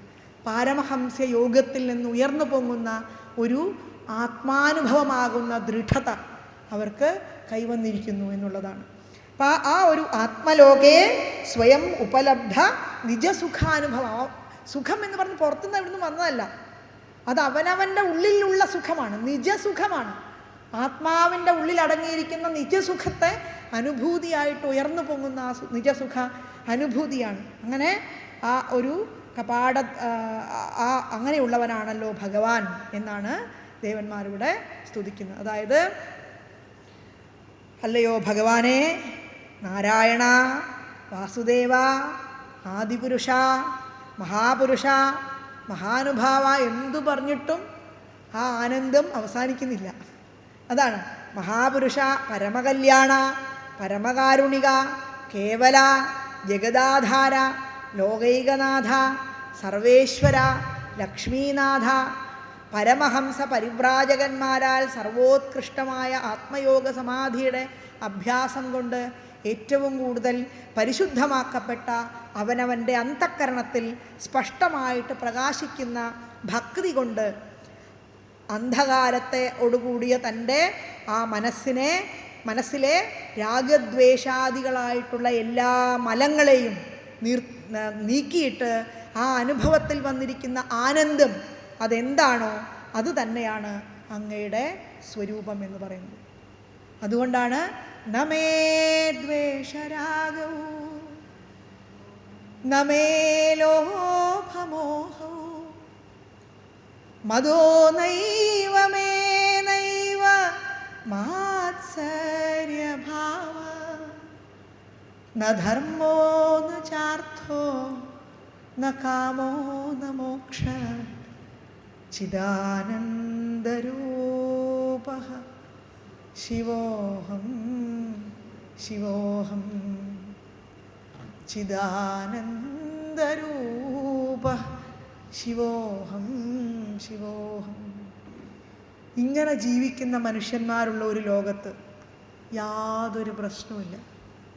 ആലോചിച്ച് നോക്കൂ, പ്രശ്നമുണ്ടാകുന്നത് എവിടെ നിന്നാണ്? തീർച്ചയായിട്ടും നമ്മുടെ മനസ്സിൻ്റെ ഉള്ളിൽ നിന്ന് ഉയർന്നു പൊങ്ങുന്ന പലതരത്തിലുള്ള ഈഗോ ക്ലാഷസാണ്. അതായത് ഞാൻ സംസാരിക്കുന്നത് ശരിക്കും പറഞ്ഞാൽ എനിക്ക് സംസാരിക്കാൻ എൻ്റെ എന്തെങ്കിലും ഒരു കഴിവ് അല്ല അതിന് കാരണം. എൻ്റെ ഉള്ളിൽ നിന്ന് ഈ സംസാരത്തിനായിട്ട് പ്രവർത്തിപ്പിക്കുന്ന എന്തോ ഒരു സംഗതി എൻ്റെ ഉള്ളിൽ പൂർവജന്മാർജിതമായിട്ട് ഇങ്ങനെയുണ്ട്. ഓരോരുത്തരുടെയും കഥ അങ്ങനെയാണ്. നമുക്കുള്ള ഒരു കഴിവും, ഓരോ മനുഷ്യൻ്റെയും ഉള്ളിൽ ഒരു കഴിവുമില്ലാതെ ഒരു മനുഷ്യനും ഈ ലോകത്ത് ജനിക്കുന്നില്ല. ഈ മനുഷ്യൻ്റെ ഉള്ളിലുള്ള എല്ലാ കഴിവിൻ്റെയും അടിസ്ഥാനം എന്ന് പറയുന്നത് ജഗദാധാരഭൂതമായ ആ ഏകസത്യമാണ് എന്ന് തിരിച്ചറിയുന്ന സന്ദർഭത്തിൽ പിന്നെ നമുക്ക് കോളർ പൊക്കാൻ ഒന്നും ബാക്കിയില്ല. കാരണം പൊക്കേണ്ട ആവശ്യമില്ല, ഞാനും അവനും ഒന്നാണ്. ആ അനുഭവം ഉണ്ടാകുന്ന അവസ്ഥയാണ് മനുഷ്യന് ദുഃഖമില്ലാത്ത അവസ്ഥ എന്ന് പറയുന്നത്. ദുഃഖമുണ്ടാക്കുന്നത് ഈ അനുഭവത്തിന് മാറ്റം വരുമ്പോഴാണ്. ഈ അനുഭവത്തിന് മാറ്റം വരുമ്പോഴാണ് മനുഷ്യൻ്റെ ഉള്ളിലുള്ള ഈഗോ തുറന്ന് പ്രവർത്തിക്കുന്നത്. തന്നെയല്ല, നമ്മൾ ചെയ്യുന്ന ഓരോ പ്രവൃത്തിയും നമ്മളെ ബാധിക്കുന്നത് ഞാനാണിത് ചെയ്യുന്നത് എന്നുള്ള ബോധമാണ്. ഞാൻ ചെയ്യുന്നു എന്നുള്ള ബോധമാണ് എൻ്റെ ഉള്ളിൽ എന്ത് അഹങ്കാര വിശേഷത്തെയും ഉണ്ടാക്കിക്കൊണ്ടേയിരിക്കുന്നത്. ഈ ബോധം ബോധപൂർവമായി തടയിടേണ്ടത്, ഈ ബോധത്തെ, അതായത് ഞാൻ ചെയ്യുന്നു എന്നുള്ള ഈ ബോധത്തെ ബോധപൂർവമായി തടയിടാനുള്ള ഉപാധിയാണ് നമ്മുടെ എല്ലാ ആരാധനാ സമ്പ്രദായങ്ങളും. അതുകൊണ്ട് ഭക്തി എന്ന് പറയുന്നത് ജ്ഞാനത്തേക്കാൾ കർമ്മത്തേക്കാൾ ശ്രേഷ്ഠമാണ് എന്ന് പറയുന്നത് അതുകൊണ്ടാണ്. അതായത് ഭക്തി ഏത് സാധാരണക്കാരനും അനുഭവിക്കാവുന്ന ഒരു സാധനമാണ്. പ്രത്യേകിച്ചൊരു സവിശേഷതയും ആവശ്യമില്ല. ജ്ഞാനത്തിന് എന്ത് വേണം? ഈ പറയുന്ന ഉപനിഷത്തും അതിൻ്റെ കമൻട്രിയും അതിൻ്റെ സംസ്കൃതവും അതിൻ്റെ സാധനങ്ങളും ഒക്കെ വെച്ചുകൊണ്ട് നമ്മൾ എന്ത് ചെയ്യണം? വീണ്ടും വീണ്ടും വീണ്ടും വീണ്ടും വിചാരം ചെയ്തുകൊണ്ട് നമ്മൾ അതിനെ മനസ്സിലാക്കിക്കൊണ്ടേയിരിക്കണം. നേരെ മറിച്ച് ഉപനിഷത്ത് ഒരു ഭക്തന് ഇതിൻ്റെ ആവശ്യം എന്താ? കാരണം ഗോപിമാരെ സംബന്ധിച്ച് ആലോചിച്ച് നോക്കൂ. തവ വിലോകന ഗോപികാജന, ഭഗവാൻ അങ്ങോട്ട് കണ്ട മാത്രയിൽ എന്ത് ചെയ്തു? പ്രമദ സങ്കുല പങ്കജേക്ഷണ അമൃതധാരയാ സംപ്ലുതായിവ സ്ഥിമിതതാം ദധൂസ്ത്വത്പുരോഗത തദനു കാചന ത്വത്കരാംബുജം സപദി ഗൃഹതി നിർവിശങ്കിത. പുരുഷൻ എന്നില്ല, സ്ത്രീ എന്നില്ല, ഈ വികാരങ്ങളൊന്നും അവിടെ ഇല്ല. എന്താ ഉള്ളത്? ഭഗവാനെ അങ്ങോട്ട് കണ്ടതും അവരുടെ ആനന്ദം അങ്ങോട്ട് പൊട്ടി ഒഴുകുകയാണ്. തവ വിലോകന, അങ്ങയെ കണ്ട മാത്രയിൽ എന്ത് ചെയ്തു? ഗോപികാജന പ്രമദ സങ്കുല പങ്കജേക്ഷണ. ഇത് നേടാൻ നമുക്ക് എന്ത് ചെയ്യണം? IAS എടുക്കണം എന്നില്ല, യാതൊരു ക്വാളിഫിക്കേഷൻ്റെ ആവശ്യമില്ല. ആകെ ആവശ്യമുള്ളത് എന്താണ്? ഭഗവാനോടുള്ള നിരുപാധികമായ ഭക്തി വർദ്ധിപ്പിച്ചു കൊണ്ടുവരിക. ഈ കഥകൾ നിരന്തരം കേട്ടുകൊണ്ടിരിക്കുക, നിരന്തരമായിട്ട് ഇതിനെ മനനം ചെയ്തുകൊണ്ടിരിക്കുക. ഭഗവാൻ എൻ്റെ കൂടെയുണ്ട് എന്ന് തോന്നുക. എൻ്റെ എല്ലാ പ്രവൃത്തിയിലും ഭഗവാനെ മുമ്പിൽ നിർത്തുക. ഞാൻ ചെയ്യുന്ന ഞാൻ തൊടുന്നതും ഞാൻ സ്പർശിക്കുന്നതും ഞാൻ ചിന്തിക്കുന്നതും എല്ലാം ഭഗവത് അനുഗ്രഹം കൊണ്ടാണ്, ഭഗവാനാണ് എന്നെക്കൊണ്ട് ചെയ്യിപ്പിക്കുന്നത് എന്ന് നിരന്തരമായി ബോധപൂർവം അവനവൻ്റെ ഉള്ളിൽ ചിന്തയായിട്ട് തന്നെ ഉണ്ടാക്കിയെടുക്കുക. ഇതുമാത്രമാണ് ഭക്തി വർദ്ധിപ്പിക്കാനുള്ള ഒരേ ഒരു ഉപാധി എന്ന് പറയുന്നത്. ഇതാണ് ഏത് ഗ്രന്ഥം എടുത്തോളൂ, ഏത് സ്തുതി എടുത്തോളൂ, ഇതിനപ്പുറത്തേക്കൊന്നും പറയാനില്ല അതിൽ. ത്വം ഹി ബ്രഹ്മൈവ സാക്ഷാത് പരമുരുമഹിമൻ അല്ലേ? ഞാൻ അക്ഷരാണാമക, അക്ഷരങ്ങളിൽ അകാരങ്ങാണ്, മറ്റേതങ്ങാണ്, അതങ്ങാണ്, ഇതങ്ങാണ് എന്ന് പറയുന്നത് എന്താ അർത്ഥം? എല്ലാം ഭഗവത് സ്വരൂപമായി കാണാനുള്ള കാഴ്ച നമ്മിൽ ഉണ്ടാക്കുക എന്നുള്ളതാണ്. ഭഗവത് അനുഭൂതി ഉണരാൻ തുടങ്ങുമ്പോൾ നമ്മളറിയാതെ നമ്മളിൽ മാറ്റം വന്നു തുടങ്ങും. നമുക്ക് ഒരു ക്രോധവും വരില്ല, ദേഷ്യം പിടിക്കില്ല. എന്തായാലും നമ്മുടെ ഇപ്പുറത്ത് എത്രത്തോളം അപമാനിച്ചാലും അല്ലേ, കൃഷ്ണനെ എത്ര തവണയാണ് അപമാനിച്ചത് ഇല്ലേ? ആലോചിച്ച് നോക്കൂ, കൃഷ്ണനെ അപമാനിച്ചിട്ടില്ലേ? നമ്മൾ ആ കഥയൊക്കെ എടുത്തൊന്ന് വായിച്ചു നോക്കൂ. എത്ര തവണയാണ് അപമാനിച്ചത്? എന്തെങ്കിലും ഒരു അപമാനം അദ്ദേഹത്തിൻ്റെ ഉള്ളിലേക്ക് കയറിയോ? ആലോചിച്ച് നോക്കൂ. മറ്റേ ദൂതവാക്യം എന്നൊക്കെ പറഞ്ഞിട്ട് ഭാസൻ എഴുതിയൊരു നാടകമുണ്ട്, കാണണം കൃഷ്ണനെ ദുര്യോധനിട്ട് അപമാനിക്കുന്നത്. മഹാഭാരതത്തിൽ നിന്ന് എടുത്ത ഒരു സംഗതിയാണ്. പക്ഷെ നമുക്കിങ്ങനെ കൊടിക്ക് കൊള്ളുന്ന മറുപടിയാണ്. എന്ത് ഭംഗിയായിട്ടാണ് ഇവരൊക്കെ അതായത് ഇത്തരം കൃതികളും ഇത്തരം സംഗതികളും ഒക്കെ ഉണ്ടാക്കാനുള്ള വിഭവമാണ് ഈ ഋഷികൾ നമ്മുടെ മുമ്പിൽ നിരത്തിയിരിക്കുന്നത്. ഇതൊന്നും ഇപ്പോൾ നമ്മുടെ പുതിയ കുട്ടിക്ക് വേണ്ട. ഇതൊരു വലിയ പ്രശ്നമാണ്. അതായത് അവനവൻ്റെ ഭാരതത്തിൻ്റെ സാഹിത്യം ഒന്നിനും പറ്റില്ല, നമ്മുടെ ഭാഷ ഒന്നിനും പറ്റില്ല. ഏറ്റവും പറ്റുന്ന സാധനം എന്താണ്? ഇംഗ്ലീഷാണ്, മഹത്തായ ഭാഷ. ഞാൻ ഇംഗ്ലീഷിനൊക്കെ കുറ്റം പറയല്ല കേട്ടോ, ഇംഗ്ലീഷ് ഇല്ലാണ്ട് നമുക്ക് ജീവിക്കാനൊന്നും പറ്റില്ല. കാരണം ജീവിക്കാനുള്ള കാശുണ്ടാക്കണം ഇംഗ്ലീഷ് ആവശ്യം, അല്ലാതൊന്നും പറയുന്നില്ല. പക്ഷേ ഇംഗ്ലീഷ് സംസ്കൃതത്തിൻ്റെയോ മലയാളത്തിൻ്റെയോ നാലയലത്ത് നിൽക്കാനുള്ള യോഗ്യതയില്ല എന്ന് മനസ്സിലാക്കിക്കൊണ്ട് അത് പഠിക്കൂ. അതാണ് പ്രശ്നം, അവിടെയാണ് പ്രശ്നം. അതായത് ഒരു പദത്തിന് നിങ്ങൾ ആലോചിച്ച് നോക്കും, ഇംഗ്ലീഷിൽ ഒരു പദത്തിന് ഹരി എന്നുള്ള ഒരു പദം 14 അർത്ഥമുണ്ട്. ഹരി എന്നുള്ള പദത്തിന് 14 അർത്ഥം. ഈ 14 അർത്ഥങ്ങളെയും ഒരു സ്ഥലത്ത് ഉപയോഗിച്ച കവികളുണ്ട് നമുക്ക്. സത്യമായിട്ട് ഞാൻ വെറുതെ പറയണതല്ല. നിങ്ങൾ അങ്ങനെ ഒന്ന് ഇംഗ്ലീഷ് കാണിച്ചു തരൂ ഉണ്ടെങ്കിൽ. തന്നെയല്ല, ഈ കേരള കലാമണ്ഡലം എഴുതിയാൽ നമ്മൾ കരാളകാള മണ്ടാളെന്ന് വായിക്കണോ അതോ വേറെ വല്ലതും വായിക്കണോ എന്ന് ആർക്കെങ്കിലും അറിയാൻ പറ്റുമോ? ആലോചിച്ച് നോക്കൂ. വായിക്കുന്നത് എങ്ങനെയാണ്? കേരള കലാമണ്ഡലം എന്ന് തന്നെ അത് വായിച്ചോളണം. എന്താ നിയമം? അവരങ്ങനെ വായിക്കുന്നതുകൊണ്ട് നമ്മൾ വായിക്കുന്നില്ലേ? അതിൻ്റെ പേര് അങ്ങനെയാണ്, അതുകൊണ്ട് അങ്ങനെ വായിക്കുന്നു. അതായത് സ്പെല്ലിങ് എഴുതിയാൽ പോലും നമുക്ക് നേരാവണ്ണം വായിക്കാൻ പറ്റാത്തൊരു ഭാഷയത്. ഈ ഭാഷ എന്ന് പറയുന്നതിനോടൊപ്പം അതിൻ്റെ സംസ്കാരവും കൂടി ഉയർന്നു പോകുന്നു. അതുകൊണ്ടാണ് നമ്മൾ ഇങ്ങനെയായിപ്പോയത്. അച്ഛനമ്മമാരോട് സ്നേഹമില്ലാത്ത, ഗുരുനാഥന്മാരോട് ബഹുമാനമില്ലാത്ത, രാഷ്ട്രീയക്കാരന് ഇങ്ങനെ കടന്നു കയറാൻ പറ്റുന്ന ഒരു സമൂഹം നമ്മുടെ ഉള്ളിൽ നിലവിൽ വന്നിട്ടുണ്ടെങ്കിൽ അതിന് ഉത്തരവാദി നമ്മൾ കൂടിയാണ്. നമുക്കതിൽ നിന്ന് മാറാൻ പറ്റില്ല. തീർച്ചയായിട്ടും നമ്മുടെ അനന്തര തലമുറയ്ക്ക് ഇതൊന്നും പഠിക്കേണ്ടതല്ല, ഇതൊന്നും അല്ല അവരെ പഠിത്തുകൊണ്ടൊന്നും ഒരു കാര്യമില്ലണം. നീ നിൻ്റെ പണി നോക്ക്. പറഞ്ഞു കൊടുക്കാൻ എത്ര മുത്തശ്ശി ഉണ്ടെന്ന് ആലോചിച്ച് നോക്കൂ. ഈ കഥകൾ കൊണ്ട് അതായത് എന്താണ് സാഹിത്യം പഠിപ്പിക്കുന്നത്? സാഹിത്യം പഠിപ്പിക്കുന്ന ഒരു സംസ്കാരമാണ് അല്ലേ? ഇന്നത്തെ സാഹിത്യം എന്താ പഠിപ്പിക്കുന്നത്? ഞാൻ കഴിഞ്ഞ ദിവസമൊക്കെ വായിച്ച കവിത കേട്ടപ്പോൾ എനിക്ക് കണ്ണിന്ന് വെള്ളമല്ല വന്നത്. അതിനേക്കാളും വലിയ വേറെ വല്ലതും ഉണ്ടെങ്കിൽ അതാണ്. കാരണം എന്താണെന്നറിയോ? ഒരു സാഹിത്യം അതിൽ കാണാനില്ല. സാഹിത്യം പോട്ടെ, അതിൽ പറഞ്ഞിരിക്കുന്ന ആശയം നിങ്ങളുടെയും എൻ്റെയും ഉള്ളിൽ ഏതൊക്കെ തരത്തിൽ വിഷം നിറയ്ക്കാം. ഇത് കാലാതിവർത്തിയായിട്ട് നിലനിൽക്കൊന്നുമില്ല, കാര്യം വേറെ. മനസ്സിലാകുന്നുണ്ടോ? കാലാതിവർത്തിയായിട്ട് നിലനിൽക്കൊന്നുമില്ല. പക്ഷേ ഇന്നത്തെ സമൂഹത്തെ അത് ബാധിക്കുന്നു എന്നുള്ളതാണ് അല്ലേ? ഓരോരോ സാധനങ്ങൾ വരുമ്പോഴും അതിൻ്റെ പിന്നിൽ ഓരോരോ പ്രശ്നങ്ങൾ പറഞ്ഞുകൊണ്ട് അതൊരു കൃതിയാവട്ടെ, അതൊരു സിനിമയാകട്ടെ, അത് വേറെ എന്തെങ്കിലും ഒന്നാവട്ടെ, അത് ഈ മാതിരിയുള്ള സാധനങ്ങളെയൊക്കെ ചുറ്റിപ്പറ്റിക്കൊണ്ട് നമ്മളുടെ ഹൃദയത്തെ, ബുദ്ധിയെ സ്വാധീനിക്കാൻ ആരൊക്കെയോ ശ്രമിക്കുന്നു എന്നുള്ളത് എന്തുകൊണ്ടാണ്? നമ്മുടെ ഉള്ളിൽ അത് മനസ്സിലാക്കാനുള്ള സ്ഥൈര്യമില്ലാത്തത് കൊണ്ടാണ് അല്ലേ? ഇത് വളരെ ഞാൻ ഏതെങ്കിലും ഒരു പാർട്ടിയുടെയോ അല്ലെങ്കിൽ ഏതെങ്കിലും ഒരു മതത്തിൻ്റെയോ അല്ലെങ്കിൽ ഏതെങ്കിലും ഒരാളുടെയോ ഭാഗമായി ചാരി നിന്നുകൊണ്ട് വേണോ എനിക്കിത് മനസ്സിലാക്കാൻ? ഈ ലോകത്തുള്ള സംഗതിയെ മനസ്സിലാക്കാൻ എനിക്ക് എന്തിനാ അതിനുള്ള ബുദ്ധിയും മേധയും ഒക്കെ എൻ്റെ ഉള്ളിലിരിക്കുന്നു. എനിക്ക് സ്വയം അനലൈസ് ചെയ്തുകൊണ്ട് അതിനെ മനസ്സിലാക്കാൻ സാധിക്കാമെന്നിരിക്കെ എന്തിനാണ് നമ്മൾ വേറൊരാളുടെ മുമ്പ് കൊണ്ടുവച്ച് തല വെച്ച് കൊടുക്കുന്നത്? ആവശ്യം എന്താണ്? അതായത് ഈ തല വെച്ച് ഇത് തന്നെ നമ്മളുടെ അനന്തര തലമുറയെ നമ്മൾ പഠിപ്പിച്ചുകൊണ്ടേയിരിക്കുന്നു.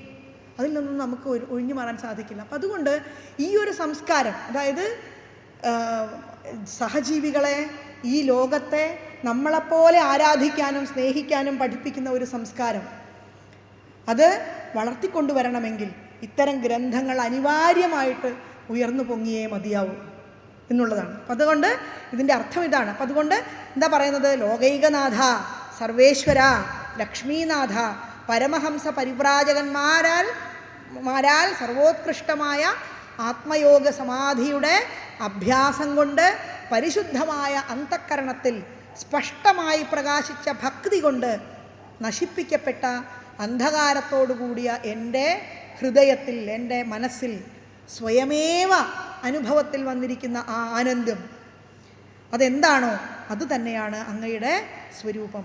ആ മഹാനായ നിന്തിരുവടിക്ക് എൻ്റെ നമസ്കാരം. ഇതാണ് അതിൻ്റെ അർത്ഥം. അടുത്ത ഒരു ഭാഗം നോക്കാം. ദുരവബോധ ഇവ തവായം വിഹാരയോഗോ യദശരണോ അശരീര ഇതമനവേക്ഷിതാസ്മത് സമവായ ആത്മനൈവ അവിക്രിയമാണേന സഗുണമഗുണ സൃജസി പാസി ഹരസി. അറിയാതെ ഇതിനൊരു എന്താ പറയുക, ഇതിൻ്റെ ട്യൂൺ വന്നു പോവുകയാണ്. അതായത് വായിക്കുമ്പം ആ ഒരു ഇത് വന്നു പോവാണ്. ദുരവബോധ ഇവ തവായം വിരഹയോഗോ യദശരണോ അശരീര ഇദമനവേക്ഷിത അസ്മത് സമവായ ആത്മനൈവ അവിക്രിയമാണേന സഗുണം അഗുണഃ സൃജസി പാസി ഹരസി. ഒന്നുകൂടി പറയാം. ദുരവബോധ ഇവ തവായം വിഹാരയോഗഃ യത് അശരണോ അശരീര ഇദമനവേക്ഷിത അസ്മത് സമവായ ആത്മനൈവ അവിക്രിയമാണേന സഗുണം അഗുണഃ സൃജസി പാസി ഹരസി. ഓക്കെ, ഇതാണ്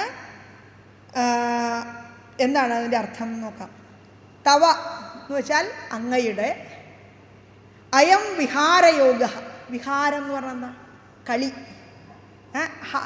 ഈ ഹരതി എന്നുള്ള വാക്കിന് കക്കുക എന്നാണ് അർത്ഥം ശരിക്ക്, അല്ലേ? ഹരതി അല്ലേ, കക്കുക എന്നാണ് അർത്ഥം.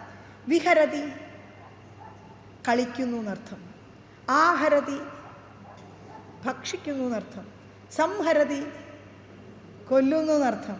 പ്രഹരതി അടിക്കുന്നു എന്നർത്ഥം. ഭാഷയുടെ പ്രത്യേകത ഞാൻ പറഞ്ഞു എന്നേ ഉള്ളൂ, അല്ലേ? പരിഹരതി പരിഹരിക്കുന്നു. അതാണ് പറഞ്ഞത്. ഒരു ചെറിയ സാധനം അതിനോട് കൂട്ടിച്ചേർത്താൽ ആ സാധനത്തിൻ്റെ അർത്ഥത്തിന് അങ്ങോട്ട് മാറ്റം വരും. ഇതൊക്കെ ഈ ഭാഷയ്ക്ക് മാത്രമുള്ള പ്രത്യേകതയാണ്. ലോകത്ത് മറ്റൊരു ഭാഷയ്ക്കും നിലവിലില്ലാത്ത പ്രത്യേകതയാണ്. അതുകൊണ്ടാണ് മലയാളി എന്ത് ചെയ്തതെന്നറിയോ? നമ്മുടെ എഴുത്തച്ഛനെ പിടിച്ചിട്ട് ഭാഷാപിതാവാക്കിയത്. എഴുത്തച്ഛൻ എന്ത് ഭാഷയുടെ പിതാവാണ്? മലയാള ഭാഷയുടെ. ആണോ? ആലോചിച്ച് നോക്കൂ. മലയാള ഭാഷയുടെ പിതാവായത് എങ്ങനെയാ? ആലോചിച്ച് നോക്കൂ. പ്രകൃതി ജബലനും അധിക ജബലമജലം. എത്ര മലയാളം ഉണ്ടതിൽ? പ്രകൃതി ജബലനും അധിക ജബലമജലം മഹത് പ്രാകാരവും മുറിച്ചാകാരവും മറച്ചവനിമകളടിമലരിലകതളിരിരൊത്തുകൊണ്ടഞ്ജനാനന്ദനൻ അഞ്ജസാ നിർഭയം ഉടൽ കടുകിനോട്ടു സമമിടത്തുക. അല്ലേ? എവിടെയാ ഇതിനകത്ത് മലയാളം? കുറച്ചൊക്കെ ഉണ്ട്, ഇല്ല എന്ന് പറയുന്നില്ല. ഉടൽ കടുകിനോട്ടു സമം മലയാളമാണ്, അല്ലേ? ഉടൽ കടുകിനോട്ടു സമം ഇടത്തുകാൽ മുമ്പിൽ വെച്ചുള്ളിൽ കടപ്പാൻ തുടങ്ങും ദശാന്തരെ കഠിന. എന്തിനാ ഇങ്ങോട്ടൊന്നും പോണ്ട. സുരസംഹതിപതി തദനു സ്വാഹാപതി വരദൻ പിതൃപതി നിരുതി ജലപതി തരസാ സദാഗതി, അല്ലേ? സദയം നിധിപതി. ഇതൊക്കെ വെച്ചിട്ടാണ് നമ്മൾ എന്ത് പറയണത്? എഴുത്തച്ഛൻ മലയാള ഭാഷയുടെ പിതാവാണ്. അതായത് മലയാള ഭാഷയ്ക്ക് സംസ്കൃത ഭാഷയിൽ നിന്ന് അനന്തമായ പദം വാരി വിതറി മലയാള ഭാഷയെ സമ്പുഷ്ടമാക്കി എന്ന് പറയുന്നതാണ് എഴുത്തച്ഛനെ ഭാഷാപിതാവ്. അല്ലെങ്കിൽ ആലോചിച്ച് നോക്കൂ. മുഖം. ഞാൻ രാവിലെ എണീച്ച് മുഖം കഴുകുന്നു. മുഖ സംസ്കൃത. വേറൊരു വാക്ക് പറയൂ മലയാളത്തിൽ? മീട്, മോന്ത എന്നൊക്കെ പറയേണ്ടി വരും. ഞാൻ രാവിലെ എണീച്ച് മോന്ത കഴുകുന്നു ആരെയും പറയാറുണ്ടോ? മീട് കഴുകുന്നു പറയാറുണ്ടോ? അതുമില്ല. മീട് നിങ്ങൾക്ക് തീരെ മനസ്സിലാവില്ല. വടക്കോട്ട് പോയാൽ, അതായത് കോഴിക്കോട് ഭാഗത്തേക്ക് പോകുമ്പോൾ മീട് എന്ന് പറയും. മുസ്ലിം ഒരു ഭാഷയാണത് മീട്. മൂഞ്ചി എന്ന് പറയുന്നത് വടകര ആ ഭാഗത്തേക്ക് മൂഞ്ചി എന്ന് പറയും. ഇതൊക്കെ ലോക്കൽ ലാംഗ്വേജാണ്. ലോകത്തിൽ, അതായത് നമ്മുടെ മലയാളികൾക്ക് മനസ്സിലാവുന്ന ഒരേ ഒരു ഭാഷ ഏതാണ്? മുഖം. നമ്മളെല്ലാവരും ഞാൻ രാവിലെ എഴുതിച്ച് മുഖം കഴുകുന്നവരെ മുഖം സംസ്കൃതമാണ്. പുസ്തകം വേറൊരു വാക്ക് പറയൂ, സംസ്കൃതമാണ്. ഇല്ല വാക്ക് മലയാളത്തിൽ. അതായത് നമ്മൾ ഇങ്ങനെ എടുത്തു നോക്കുമ്പോൾ ഒരു 90% സംസ്കൃതമാണ്. ഇതൊക്കെ വന്നത് എവിടുന്നാ? എഴുത്തച്ഛൻ്റെ അടുത്തുനിന്നാണ് വന്നത്. അതാണ് സത്യം. തത്കാലേ ഹരിപ്രമുഖന്മാരാം വിബുധന്മാർ ഒക്കവേ ഹരിരൂപധാരികളായാരല്ലോ. എന്താ അർത്ഥം? ഹരിപ്രമുഖൻ, ഇന്ദ്രൻ തുടങ്ങിയ ദേവൻ. ഹരി എന്നുള്ള അർത്ഥം ഇന്ദ്രൻ എന്നർത്ഥം. ഒക്കവേ ഹരിരൂപധാരികളായാരല്ലോ, കുരങ്ങന്മാരായി എന്നർത്ഥം, അല്ലേ? ഭൂതി പരിപൂർണമായ ഒരു ലങ്കയും ഭൂതി പരിപൂർണമായി തരക്ഷണാൽ. ആദ്യത്തെ ഭൂതി ശബ്ദത്തിന് എന്താ അർത്ഥം? ഐശ്വര്യം എന്നർത്ഥം. രണ്ടാമത്തെ ഭൂതി ശബ്ദത്തിന് ചാരം എന്നർത്ഥം. ഐശ്വര്യപൂർണമായ ലങ്ക ഒരു പിടി ചാരമായി മാറി. ഇതൊക്കെ സംസ്കൃതം കൊടുത്ത പദസ്വാധീനമാണ്. അതായത് ഇതുകൊണ്ടാണ് നമ്മൾ എന്ത് പറയണത്, എഴുത്തച്ഛനെ മലയാള ഭാഷാ പിതാവ്. ഈ മലയാളം ഒന്നും ആർക്കും വേണ്ട കേട്ടോ. നമ്മുടെ കുട്ടികളോട് ഓരോ ഈ 4 ഭാഗത്തുള്ള ചെടി ഒന്ന് ചോദിച്ചിട്ട് ഇതെന്ത് ചെടിയാ മോനെ ചോദിച്ചു നോക്കേ, അറിയില്ല. എന്താ കാരണം? അവർക്കറിയാവുന്നത് സായിപ്പിൻ്റെ ഭാഷ. സായിപ്പിൻ്റെ ഭാഷ പറഞ്ഞാലേ അവർക്ക് മനസ്സിലാവുള്ളൂ. അതുകൊണ്ടാണ് ആ സംസ്കാരം അതിനൊപ്പം വരുന്നത്. ഭാഷയോടൊപ്പം സംസ്കാരം വരും, ഉറപ്പായിട്ടും വരും. കേരളത്തിലെ നിശാഗന്ധി, കേരളത്തിൽ വളരുന്ന നിശാഗന്ധി എന്താണെന്ന് മനസ്സിലാക്കാൻ എങ്ങനെയാണ് സായിപ്പിന് പറ്റുക? പറ്റില്ല. അതാണ്. പോട്ടെ, ഞാൻ വിഷയം വിട്ടു പോവുമല്ല. അപ്പോൾ ഏതായാലും ദുരവബോധേ തവ അങ്ങയുടെ അയം വിഹാരയോഗ, ഈ കളി, അങ്ങയുടെ ഈ വിഹാരം എന്നുള്ള വാക്കാണ് അവിടുന്ന് പോയതാ. വിഹാരം എന്ന് പറഞ്ഞാൽ എന്താണ്? അങ്ങയുടെ ഈ കളി. ദുരവബോധ ഇവ, അതായത് അറിയാൻ പ്രയാസമുള്ളതാണ്. സൃഷ്ടിസ്ഥിതി സംഹാരങ്ങൾ ഞങ്ങൾക്കറിയാൻ പ്രയാസമുള്ളതാണ്.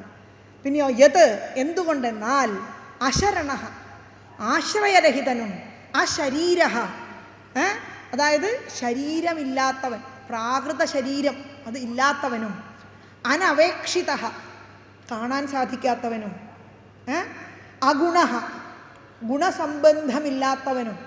അതായത് എന്താണ്? സത്വം, രജസ്, തമസ് ഇവയാണ് ഗുണം.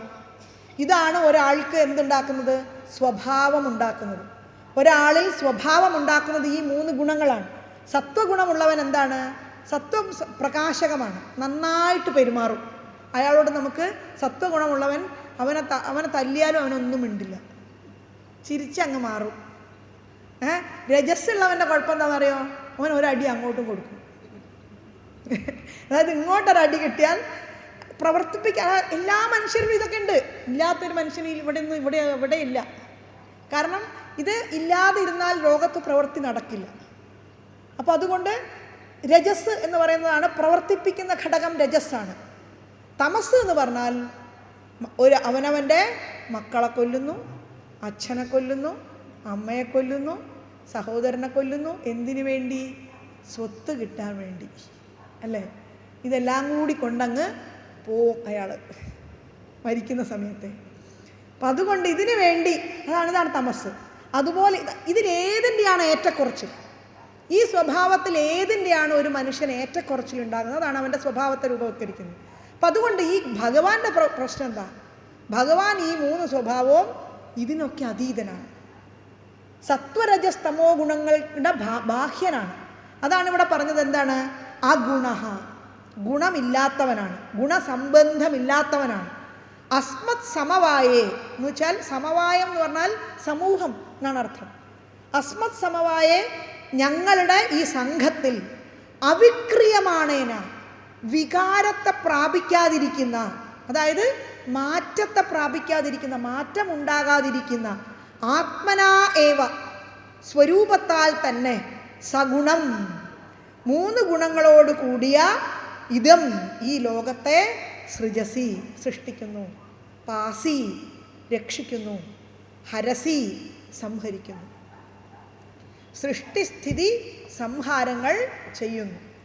മേൽപ്പത്തൂരിൻ്റെ ഭാഷയിൽ പറഞ്ഞാൽ, യദ്ഭീത്യോദേതി സൂര്യോ ദഹതി ച ദഹനോ വാദിവായുസ്തധാന്യേ യദ്ഭീതാ പത്മജാദ്യാ പുനരുചിതബലിൻ ആഹരന്തേനുകാലം യേനൈവാരോപിതാ പ്രാങ്നിജപദമപി തേ ച്യാവിതാരശ്ച പശ്ചാത് തസ്മൈ വിശ്വം നിയന്ത്രേ വയമപി ഭവതേ കൃഷ്ണ കുർമ്മഃ പ്രണാമം. വിശ്വനിയന്താവായിരിക്കുന്ന കൃഷ്ണ, അങ്ങേക്ക് എൻ്റെ നമസ്കാരം. ആരെ പേടിച്ചിട്ടാണോ സൂര്യൻ ഉദിക്കുന്നത്, ഈ ലോകത്തെ ഓരോ വസ്തുക്കളും ഉണ്ടാകുന്നത്, അവയെ രക്ഷിക്കുന്നത് ആരാണോ അവയെ സംഹരിക്കുന്നത്, ഇതൊക്കെ അങ്ങനെയൊക്കെയുള്ള അങ്ങയെ ഞങ്ങൾ നമസ്കരിക്കുന്നു. അതായത് ഈ എന്താണ്, അങ്ങയുടെ ലീല, ഈ കളി ഉണ്ടല്ലോ, അങ്ങയുടെ ഈ കളി സൃഷ്ടിക്കുന്നു, അങ്ങ് തന്നെ അതിനെ സംഹരിക്കുന്നു, അങ്ങ് തന്നെ അതിനെ രക്ഷിക്കുന്നു, അങ്ങ് തന്നെ അതിനെ സംഹരിക്കുന്നു. ഈ കളി ഉണ്ടല്ലോ, അത് ഞങ്ങൾക്ക് മനസ്സിലാവുന്നില്ല. സംഹരിക്കപ്പെടുന്നത് എന്താണ്? അതാണ് വിഷയം. സംഭവം അത്രയേ ഉള്ളൂ. അതായത് സൃഷ്ടിക്കുന്നു എന്ന് പറയുന്നത് എന്തിനെയാണ്? രക്ഷിക്കുന്നു എന്ന് പറയുന്നത് എന്തിനെയാണ്? സംഹരിക്കുന്നു എന്ന് പറയുന്നത് എന്തിനെയാണ്? അല്ലേ? അതായത് എന്തിനെയാണ് സൃഷ്ടിക്കുന്നത്? സൃഷ്ടി ഞാൻ ഉണ്ടായി എന്ന് എനിക്ക് തോന്നുന്നത് എപ്പോഴാണ്? ഈ ശരീരം ഉള്ളപ്പോഴാണ്. ശരീരമല്ലേ ഉണ്ടാവുന്നത്? അല്ലേ? ശരീരത്തോടുകൂടി ഈ ബോധം ലോകത്തിലേക്ക് വരുമ്പോഴാണ് ഉണ്ടാകുന്നത്. അല്ലേ? ഈ ശരീരത്തെ നിലനിർത്തുമ്പോഴാണ് അത് എന്താവുന്നത്? പാസി, അതിനെ രക്ഷിക്കുന്നത്. ഈ ശരീരം ഇവിടെ ഇല്ലാതെയാകുമ്പോഴാണ് നമ്മൾ എന്ത് പറയണത്? സംഹരിക്കുന്നു എന്ന് പറയുന്നത്. ഇത് മൂന്നും ശരിക്കും ഉണ്ടോ? ശരിക്കില്ല. അത് മനസ്സിലാക്കാൻ എനിക്ക് സാധിക്കുന്നില്ല. അതാണ് അങ്ങയുടെ വിക്രിയകൾ എനിക്ക് മനസ്സിലാകാത്തത്. മനസ്സിലാകുന്നുണ്ടോ? അതായത് വിക്രിയ മനസ്സിലാവുന്നില്ല എന്നുള്ളതിന് ഇത്രയേ അർത്ഥമുള്ളൂ. അതായത് ഈ ലോകത്ത് നമ്മൾ വ്യത്യസ്തരായി കാണുന്ന വസ്തുക്കളെ വ്യത്യസ്തരല്ല എന്ന് മനസ്സിലാക്കാൻ എൻ്റെ ബുദ്ധിക്ക് സാധിക്കുന്നില്ല. അത്രയേ ഉള്ളൂ. അതായത് ഈ വ്യത്യസ്തത അനുഭവിക്കാൻ സാധിക്കണമെങ്കിൽ, വ്യത്യസ്തത അനുഭവിക്കാതിരിക്കാൻ സാധിക്കണമെങ്കിൽ അതിൻ്റെ ആദ്യത്തെ പടി എന്താണെന്നറിയോ? നാസ്ഥാധർമ്മേ നച വസുനിചയേ നൈവ കാമോപഭോഗേ യദ്യദ്ഭവ്യം ഭവതു ഭഗവൻ പൂർവകർമാനുരൂപം ഏതത് പ്രാർത്ഥ്യം മമ ബഹുമതം ജന്മജന്മാന്തരേപി ത്വത്പാദാംഭോരുഹയുഗഗത നിശ്ചലാ ഭക്തിരസ്തു. ഈ ഒരു പ്രാർത്ഥന മാത്രമാണ് നമ്മളെ ഇതിനകത്തേക്ക് ഒരല്പമെങ്കിലും, ഓരോ ജന്മത്തിലെങ്കിലും, ഇനി വരാൻ പോകുന്ന എത്ര കോടി ജന്മങ്ങളുണ്ടെന്നറിയില്ല, ഓരോ ജന്മത്തിലെങ്കിലും ഇതിൻ്റെ അടുത്തേക്ക് അടുപ്പിക്കുന്നത് ഈ വിചാരം മാത്രമാണ്. നച വസുനിചയേ, കുറേ സ്വത്ത് ഉണ്ടാക്കുന്നതിൽ എനിക്ക് ആഗ്രഹമില്ല. നൈവ കാമോപഭോഗേ, കാമത്തെ ഉപഭോഗം, എനിക്ക് വേണ്ടത് മുഴുവൻ സമ്പാദിച്ച് കുന്നുകൂട്ടി അതെല്ലാം കൂടി ഇവിടെ ഇട്ട് ഒരു ദിവസം മലർന്ന് കിടക്കും. അല്ലേ? അതല്ല ചെയ്യുന്ന ആലോചിച്ചു. നൈവ കാമോപഭോഗേ യദ്യദ്ഭവ്യം, അതുകൊണ്ട് യദ്യദ്ഭവ്യം ഭവതു ഭഗവൻ, എന്താണെങ്കിലും അതുണ്ടായിക്കോട്ടെ ഭഗവാനെ. ഏതുപോലെ? പൂർവകർമാനുരൂപം, ഞാൻ ചെയ്ത പൂർവകർമ്മത്തിനനുസരിച്ച് എന്താന്ന് വെച്ചാൽ സംഭവിക്കട്ടെ. പക്ഷേ എനിക്ക് ഒരേ ഒരു പ്രാർത്ഥനയുള്ളൂ. ഏതത് പ്രാർത്ഥ്യം മമ ബഹുമതം, ഈ പ്രാർത്ഥനയാണ് എനിക്ക് ബഹുമതമായിട്ടുള്ളത്. അതെന്താണ്? ജന്മജന്മാന്തരേപി, എൻ്റെ എല്ലാ ജന്മങ്ങളിലും, ഇനി എത്ര ജന്മമുണ്ടെങ്കിലും, ത്വത്പാദാംഭോരുഹയുഗഗത നിശ്ചലാ ഭക്തിരസ്തു, അങ്ങയുടെ പാദാംഭോജങ്ങളിലുള്ള നിശ്ചലമായ ഭക്തി എനിക്ക് ഉണ്ടാവട്ടെ. ഇത് മാത്രമാണ് എൻ്റെ പ്രാർത്ഥന എന്ന് പറയാം. അപ്പം അതുകൊണ്ട് ഇതാണ് അങ്ങയുടെ ലീലയെ മനസ്സിലാക്കാനുള്ള ഒരു ചെറിയ പടി എന്ന് പറയുന്നത് ഇത് മാത്രമാണ്. അടുത്ത ഒരു ഭാഗം കൂടി നോക്കാം. അഥ തത്ര ഭവാൻ കിം ദേവദത്തവത് ഇഹ ഗുണവിസർഗപതി, അല്ലേ? അഥ തത്ര ഭവാൻ കിം ദേവദത്തവത് ഇഹ ഗുണവിസർഗപതിതഃ പാരതന്ത്രേണ സ്വകൃത കുശലാകുശലം ഫലം ഉപദദാത്യാഹോസിത് ആഹോസ്വിത് ആത്മാരാമ ഉപശമശീലഃ സമഞ്ജസദർശന ഉദാസ്ത ഇതി ഹാ വാവ ന വിദാമഃ. കുറച്ച് എന്നുവെച്ചാൽ നോർമൽ അല്ലാത്ത ഒരു ഭാഷയാണ്. ചില സ്ഥലങ്ങളിൽ വൈദിക ഭാഷയോട് സാദൃശ്യമുള്ള ഒരു ഭാഷയാണ്. അഥ തത്ര ഭവാൻ, പറഞ്ഞോളൂ. അഥ തത്ര ഭവാൻ കിം ദേവദത്തവത് ഇഹ ഗുണവിസർഗപതിതഃ പാരതന്ത്രേണ സ്വകൃത കുശലാകുശലം ഫലം ഉപദദാതി ആഹോസ്വിത് ആത്മാരാമ ഉപശമശീലഃ സമഞ്ജസദർശനഃ ഉദാസ്ത ഇതി ഹാ വാവ ന വിദാമഃ. ഒന്നുകൂടി പറയാം. അഥ തത്ര ഭവാൻ കിം ദേവദത്തവത് ഇഹ ഗുണവിസർഗപതിതഃ പാരതന്ത്രേണ സ്വകൃത കുശലാകുശലം ഫലം ഉപദദാതി ആഹോസ്വിത് ആത്മാരാമ ഉപശമശീലഃ സമഞ്ജസദർശന ഉദാസ്ത ഇതി ഹാ വാവ ന വിദാമഃ. എന്താണ്? അഥ തത്ര ഭവാൻ കിം ദേവദത്തവത് ഇഹ ഗുണവിസർഗപതിതഃ പാരതന്ത്രേണ സ്വകൃത കുശലാകുശലം ഫലം ഉപദദാതി ആഹോസ്വിത്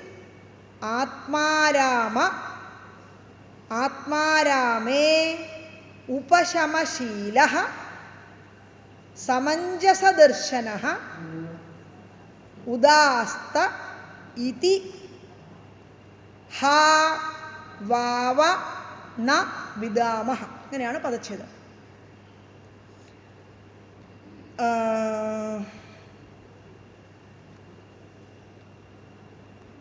ഒന്നുകൂടി പറയാം. അഥ തത്ര ഭവാൻ കിം ദേവദത്തവത് ഇഹ ഗുണവിസർഗപതിതഃ പാരതന്ത്രേണ സ്വകൃത കുശലാകുശലം ഫലം ഉപദദാതി ആഹോസ്വിത് ആത്മാരാമः ഉപശമശീലഃ സമഞ്ജസദർശനഃ ഉദാസ്തേ ഇതി ഹാ വാവ ന വിദാമഃ. ഒന്നുകൂടി പറയാം. അഥ തത്ര ഭവാൻ കിം ദേവദത്തവത് ഇഹ ഗുണവിസർഗപതിതഃ പാരതന്ത്രേണ സ്വകൃതകുശലാകുശലം ഫലം ഉപദദാതി ആഹോസ്വിത് ആത്മാരാമഃ ഉപശമശീലഃ സമഞ്ജസദർശനഃ ഉദാസ്തേ ഇതി ഹാ വാവ ന വിദാമ. ഇങ്ങനെയാണ് വിദാമഃ എന്നാണ് ഇതിൻ്റെ പദച്ഛേദം. എങ്ങനെയാണ് അന്വയിക്കുന്നത്? അഥ അനന്തരം. ഇവിടെ അല്ലെങ്കിൽ എന്നും കൂടി വേണമെങ്കിൽ പറയാം. തത്ര ഭവാൻ പൂജ്യനായ അങ്ങ് ദേവദത്തവത്. ദേവദത്തൻ എന്നുള്ള ഒരാളുടെ പേരാണ്. സാധാരണക്കാരനായ ഒരു ദേവദത്തനെ പോലെ എന്നർത്ഥം. ഒരു സാധാരണ മനുഷ്യനെ പോലെ ഗുണവിസർഗപതിതഃ, അതായത് ഗുണകാര്യമായ ശരീരത്തിൽ അകപ്പെട്ടവനായിട്ട് പാരതന്ത്രേണ, അതായത് ഗുണമുള്ള ശരീരത്തിൽപ്പെട്ട എന്താ കുഴപ്പം? സ്വതന്ത്രനല്ല. പിന്നെ അയാൾ പാരതന്ത്ര്യം അനുഭവിച്ചു തുടങ്ങി. അയാളുടെ ഗുണം അയാളിൽ എന്തുണ്ടാക്കും? പാരതന്ത്ര്യം അനുഭവിപ്പിക്കും. അതായത് സ്വാതന്ത്ര്യം അനുഭവിക്കണമെങ്കിൽ ഗുണം കടന്നു പോകണം. ഗുണം ഏതെങ്കിലും തരത്തിലുള്ള ഗുണം എന്ന് പറഞ്ഞാൽ ഒരു ഗുണമില്ലാത്തവനാന്ന് പറയുന്ന ഗുണമല്ല കേട്ടോ. എന്ന് വെച്ചാൽ ആ തരത്തിലല്ല. എന്താണ്? സത്വം, രജസ്, തമസ്, ഈ 3 ഗുണങ്ങളിൽ ഏതെങ്കിലും ഒരു ഗുണത്തെ ഉള്ളവൻ, ഏതെങ്കിലും ഒരു ഗുണം കൂടുതലുള്ളവൻ എപ്പോഴും പാരതന്ത്ര്യം അനുഭവിക്കുന്നവനായിരിക്കും. അപ്പോൾ പാരതന്ത്രേണ, പരാധീനത കൊണ്ട് സ്വകൃത കുശലാകുശലം ഫലം, തന്നാൽ തന്നെ ചെയ്യപ്പെട്ട നല്ലതും ചീത്തയുമായിട്ടുള്ള ഫലങ്ങളെ, താൻ തന്നെ ചെയ്തിട്ടുള്ള നല്ലതും ചീത്തയുമായിട്ടുള്ള പുണ്യപാപ കർമ്മഫലത്തെ ഉപദദാതിക്കും അനുഭവിക്കുന്നുവോ? ആഹോസ്വിത് എന്ന് വെച്ചാൽ അല്ലെങ്കിൽ ആത്മാരാമഃ, ആത്മാവിൽ തന്നെ ആനന്ദിക്കുന്നവനും ഉപശമശീലഃ, പരമശാന്ത സ്വഭാവത്തോട് കൂടിയവനും സമഞ്ജസദർശനഃ, യഥാർത്ഥമായ കാഴ്ചയോട് കൂടിയവനും ആയിട്ട് ഉദാസ്തേ, ഉദാസീനനായിട്ടിരിക്കുന്നുവോ? ഇതി ഹ എന്നൊന്നും ഇതിഹാവാവ എന്നൊന്നും ന വിദാമഹ, ഞങ്ങൾക്കറിഞ്ഞൂടാ. അതായത് ദേവകീനന്ദനായിട്ടൊരു കൃഷ്ണനുണ്ട് അല്ലേ? ദേവകീനന്ദനായിട്ടുള്ള നാരായണൻ അവിടെ ജീവിച്ചിരിക്കുന്നു എന്ന് നാം കാണുന്നു. ഈ ദേവകീനന്ദനായിട്ടുള്ള നാരായണൻ നമ്മളെപ്പോലെയൊക്കെ ഉള്ള ഒരു ശരീരത്തിനുള്ളിലുള്ള ആളാണ്. അപ്പം ദേവകീനന്ദനായിട്ടുള്ള നാരായണൻ ഈ 3 ഗുണങ്ങൾ ശരീരത്തിനുള്ളിൽ ഇരുന്നു കൊണ്ട് ഇതിനെയൊക്കെ അനുഭവിക്കുന്നുണ്ടോ?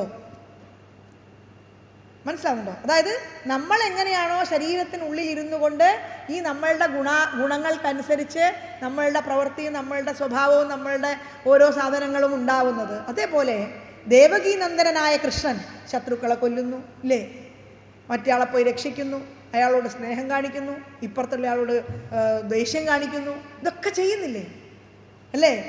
സ്നേഹ സൗഹാർദ്ദ ഭീതി സ്നേഹദ്വേഷ അനുരാഗ പ്രഭൃതിഭിരതുലൈഹി അശ്രമേറി യോഗഭേദൈഹി, നമ്മളൊക്കെ ചെയ്യുന്നത് പോലെ.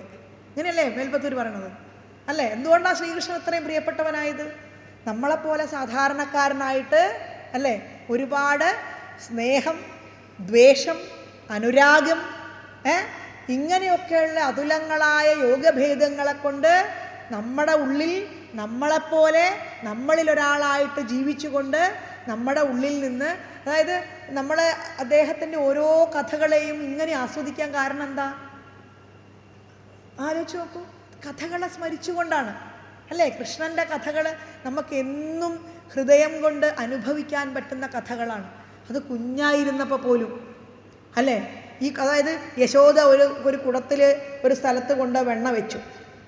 ഈ വെണ്ണ വെച്ചപ്പോൾ ഈ വെണ്ണ കക്കാൻ വേണ്ടി വാതിലിൻ്റെ ഉള്ളിൽ പോയി, കുഞ്ഞു കുട്ടിയാന്ന് ആലോചിക്കണം, വാതിലിൻ്റെ ഉള്ളിൽ പോയി ഇങ്ങനെ ഒളിഞ്ഞു നോക്കുക. ആരും ഇല്ല എന്ന് കണ്ട് കുടത്തിൻ്റെ അടുത്ത് വരെ ചെന്നു. അപ്പം എന്തോ ഒരു ശബ്ദം കേട്ടു, ഉടനെ ഓടി വാതിലിനുള്ളിൽ പിന്നെയും വന്നു. പിന്നെയും അങ്ങോട്ട് പോയി, പിന്നെയും ഇങ്ങോട്ട് വന്നു. ആദ്വാരമാദധിഘടം ജഗതാഗതാനി കുറുവൻ. അപ്പോഴത്തേക്ക് എന്തായി? നേരം പോയി ശ്രമമേ. അതായത് ഈ കഥകളൊക്കെ കേൾക്കുമ്പോൾ നമ്മൾ നമ്മുടെ വീട്ടിലുള്ള ഒരു കുഞ്ഞു കുട്ടിയായിട്ടാണ് അതിനെ അനുഭവിക്കുന്നത് അല്ലേ? ആലോചിച്ച് നോക്കൂ, അങ്ങനെയല്ലേ? അതുകൊണ്ട് ഈ ഒരു സ്നേഹവും അനുരാഗവും അദ്ദേഹത്തോടുള്ള ഭക്തിയും ഇതൊക്കെ അനുഭവിച്ചുകൊണ്ട് ജീവിക്കുന്ന നമ്മൾക്ക് നമ്മൾ പോലും അറിയാതെ കൃഷ്ണനോട് അനിതര സാധാരണമായ ഒരു ഭക്തിയാണ് നമുക്ക് വന്നു ചേരുന്നത്. അത് വന്നു ചേർന്ന് പോവുകയാണ്. അപ്പം അതുകൊണ്ട് നമുക്ക് മനസ്സിലാവുന്നില്ല എന്ത്? ഇദ്ദേഹം ഈ സ്വഭാവത്തോടു കൂടി ആനന്ദിക്കുകയാണോ അല്ലേ? ഈ സ്വഭാവമൊക്കെ കൊണ്ട് ഇദ്ദേഹം ആനന്ദിക്കും. പ്രത്യേകിച്ച് വിരുദ്ധരായിട്ടുള്ള ആൾക്കാർക്ക് വിരുദ്ധമായിട്ട് സംസാരിക്കാനുള്ള ഒട്ടേറെ ശ്ലോകങ്ങൾ നമുക്ക് കാണാം. നേരത്തെ പറഞ്ഞ തവ വിലോകന ഗോപികാജന പ്രമദ സങ്കുല പങ്കജേക്ഷണ അമൃതധാരയാ സംപ്ലുതായിവ സ്ഥിമിതതാം ദധൂ ത്വത്പുരോഗതാപന്തജിത തദനു കാചന ത്വത്കരാംബുജം സഭതി ഗൃഹതി നിർവിശങ്കിത ഘനപയോധരേ സന്നിധായ സാ പുളക സംവൃതാതസ്ഥുഷീചിരം. സാധാരണക്കാരന് കണ്ടാൽ എന്താ തോന്നുക? മനസ്സിലാകുമോ? ആലോചിച്ച് നോക്കൂ. ഞാൻ പറയുന്നതിൻ്റെ അർത്ഥം നിങ്ങൾക്ക് മനസ്സിലായിട്ടുണ്ടെങ്കിൽ മനസ്സിലാവും. അതായത് ഒരു ഗോപി ഭഗവാന്റെ കൈ ഇങ്ങോട്ട് പിടിച്ച് തൻ്റെ നെഞ്ചത്ത് വെക്കുകയാണ്. അതായത് അപവാദം പറയുന്നവൻ അത് മതി. ആലോചിച്ച് നോക്കും. അതായത് എന്താ സംഭവം എന്ന് ചോദിച്ചാൽ ഇതിൽ നമ്മളുടെ ദൃഷ്ടിയാണ്. അതായത് ആ ഗോപിയുടെ മാനസിക വ്യാപാരം ഏതാണ്? അദ്ദേഹം കാണുന്നത് പുരുഷനായ ഭഗവാനെയല്ല. ഈ ഗോപസ്ത്രീ കാണുന്നത് ആരെയാണ്? പുരുഷനായിട്ടുള്ള ഭഗവാനെയല്ല, മറിച്ച് ആത്മസ്വരൂപമായി ആത്മനിർവൃതി അനുഭവിക്കാൻ. അതാണ് ബ്രഹ്മസമ്മതരസാർണവം കമപി യോഗിഗമ്യമനുഭാവയൻ. യോഗികൾക്ക് മാത്രം അനുഭവിക്കാൻ സാധിക്കുന്ന ബ്രഹ്മ ആനന്ദത്തോട് തുല്യമായ ഏതോ ഒരു അനുഭൂതി ഈ ഗോപികമാരെ അനുഭവിപ്പിച്ചുകൊണ്ടാണ് ഭഗവാൻ കടന്നുപോയത്. അപ്പം അതുകൊണ്ട് അത് അനുഭവിച്ചുകൊണ്ടാണ് അവരെന്ത് ചെയ്യുന്നത്? അവനവനെ പോലും മറന്നുപോയി. ഇനി കൃഷ്ണൻ ഇല്ലാത്തപ്പോഴും അവർക്ക് വിഷയമൊന്നുമില്ല. അവരിതേ അനുഭവമാണ് അവരനുഭവിക്കുന്നത്. ഇതേ അനുഭവത്തോടു കൂടിയാണ് ഒരു ജീവിതം മുഴുക്ക ജീവിക്കുന്നത്. കൃഷ്ണൻ എന്ന് ആലോചിച്ച് നോക്കൂ, കൃഷ്ണൻ്റെ കാര്യം തന്നെ ആലോചിച്ച് നോക്കൂ. ജീവിതത്തിൽ പ്രസവിച്ച സമയത്ത് അമ്മയുടെ അടുത്തുനിന്ന് പ്രസവിച്ച ഉടനെ തന്നെ അല്ലേ അമ്മയെ വിട്ട് മറ്റൊരു വളർത്തമ്മയുടെ അടുത്തെത്തി അല്ലേ. വളർത്തമ്മ ഇഷ്ടംപോലെ അവിടുന്ന് കട്ടും മുടിച്ചും ഒക്കെ ഇഷ്ടംപോലെ അവിടെ വളർന്നു. ഈ വളർന്നിട്ട് യാതൊരു ശങ്കയുമില്ലാതെ അവിടെ ഉപേക്ഷിച്ചുകൊണ്ട് അടുത്ത എന്താണ് കംസൻ്റെ മധുരയിലേക്ക് പോയി അല്ലേ. മധുരയിൽ കംസനെ കൊന്നു അല്ലേ. കംസനെ കൊന്നിട്ട് എന്തുണ്ടായി? രാജാധികാരം കൃഷ്ണന് സുന്ദരമായിട്ട് കിട്ടുമായിരുന്നു. രാജാധികാരം ഏറ്റുവോ കൃഷ്ണൻ? ആ രാജാധികാരം ഉഗ്രസേനെ ഏൽപ്പിച്ചു അല്ലേ. എന്നിട്ടോ അവിടുന്ന് നേരെ പോയിട്ട് ദ്വാരകയിൽ പോയിട്ടൊരു ദ്വാരകാ നഗരി അങ്ങോട്ടുണ്ടാക്കി. അത് യാദവരെ ഏൽപ്പിച്ചു. ആലോചിച്ച് നോക്കൂ, കൃഷ്ണൻ്റെ ജീവിതം എടുത്തു നോക്കൂ. എന്നിട്ട് ഈ നഗരിയിൽ നിന്ന് അർജുനൻ്റെ അടുത്ത് വന്ന് ഇവിടെ ധർമ്മപരിപാലനം നടത്തി അല്ലേ. ഇത് കഴിഞ്ഞ് ദ്വാരകയിൽ പോയി സുഖിച്ച് 4 കാലം വെച്ച് ജീവിച്ചോ? ആലോചിച്ച് നോക്കൂ. അതാണ് ജീവിതം എന്ന് പറയുന്നത്. ത്യജിച്ചുകൊണ്ട് ഭുജിക്കുക, തേന ത്യക്തേന ഭുഞ്ചീതാഹ എന്നുള്ള വേദമന്ത്രത്തിൻ്റെ അർത്ഥം ജീവിതത്തിൽ പഠിപ്പിച്ചുകൊണ്ട് കടന്നു പോയിട്ടുള്ള ഒരു മഹാത്മാവിനെ സ്നേഹിക്കാനല്ലാതെ വെറുക്കാൻ ഈ ലോകത്ത് അദ്ദേഹത്തിൻ്റെ കഥ വായിക്കുന്ന ആർക്കും സാധിക്കും. അപ്പം അതാണ്. അതുകൊണ്ട് ദേവന്മാർക്ക് ഇവിടെ സംശയം, അങ്ങ് ഇതൊക്കെ അനുഭവിക്കുന്നുണ്ടോ, അതോ ഇതൊന്നും അനുഭവിക്കാതെ എന്താ പറയുക, ഇതിനോട് നമേ കർമാണിലിം പന്തി നമേ കർമ്മഫലേ സ്പൃഹ അല്ലേ. ഭഗവത്ഗീത എങ്ങനെയാണ് പറയണത്? നമേ കർമാണിലിം പന്തി, എന്നെ ഈ കർമ്മങ്ങളൊന്നും സ്പർശിക്കുന്നില്ല. നമേ കർമ്മഫലേ സ്പൃഹ, എനിക്ക് കർമ്മഫലത്തിൽ ആഗ്രഹമില്ല.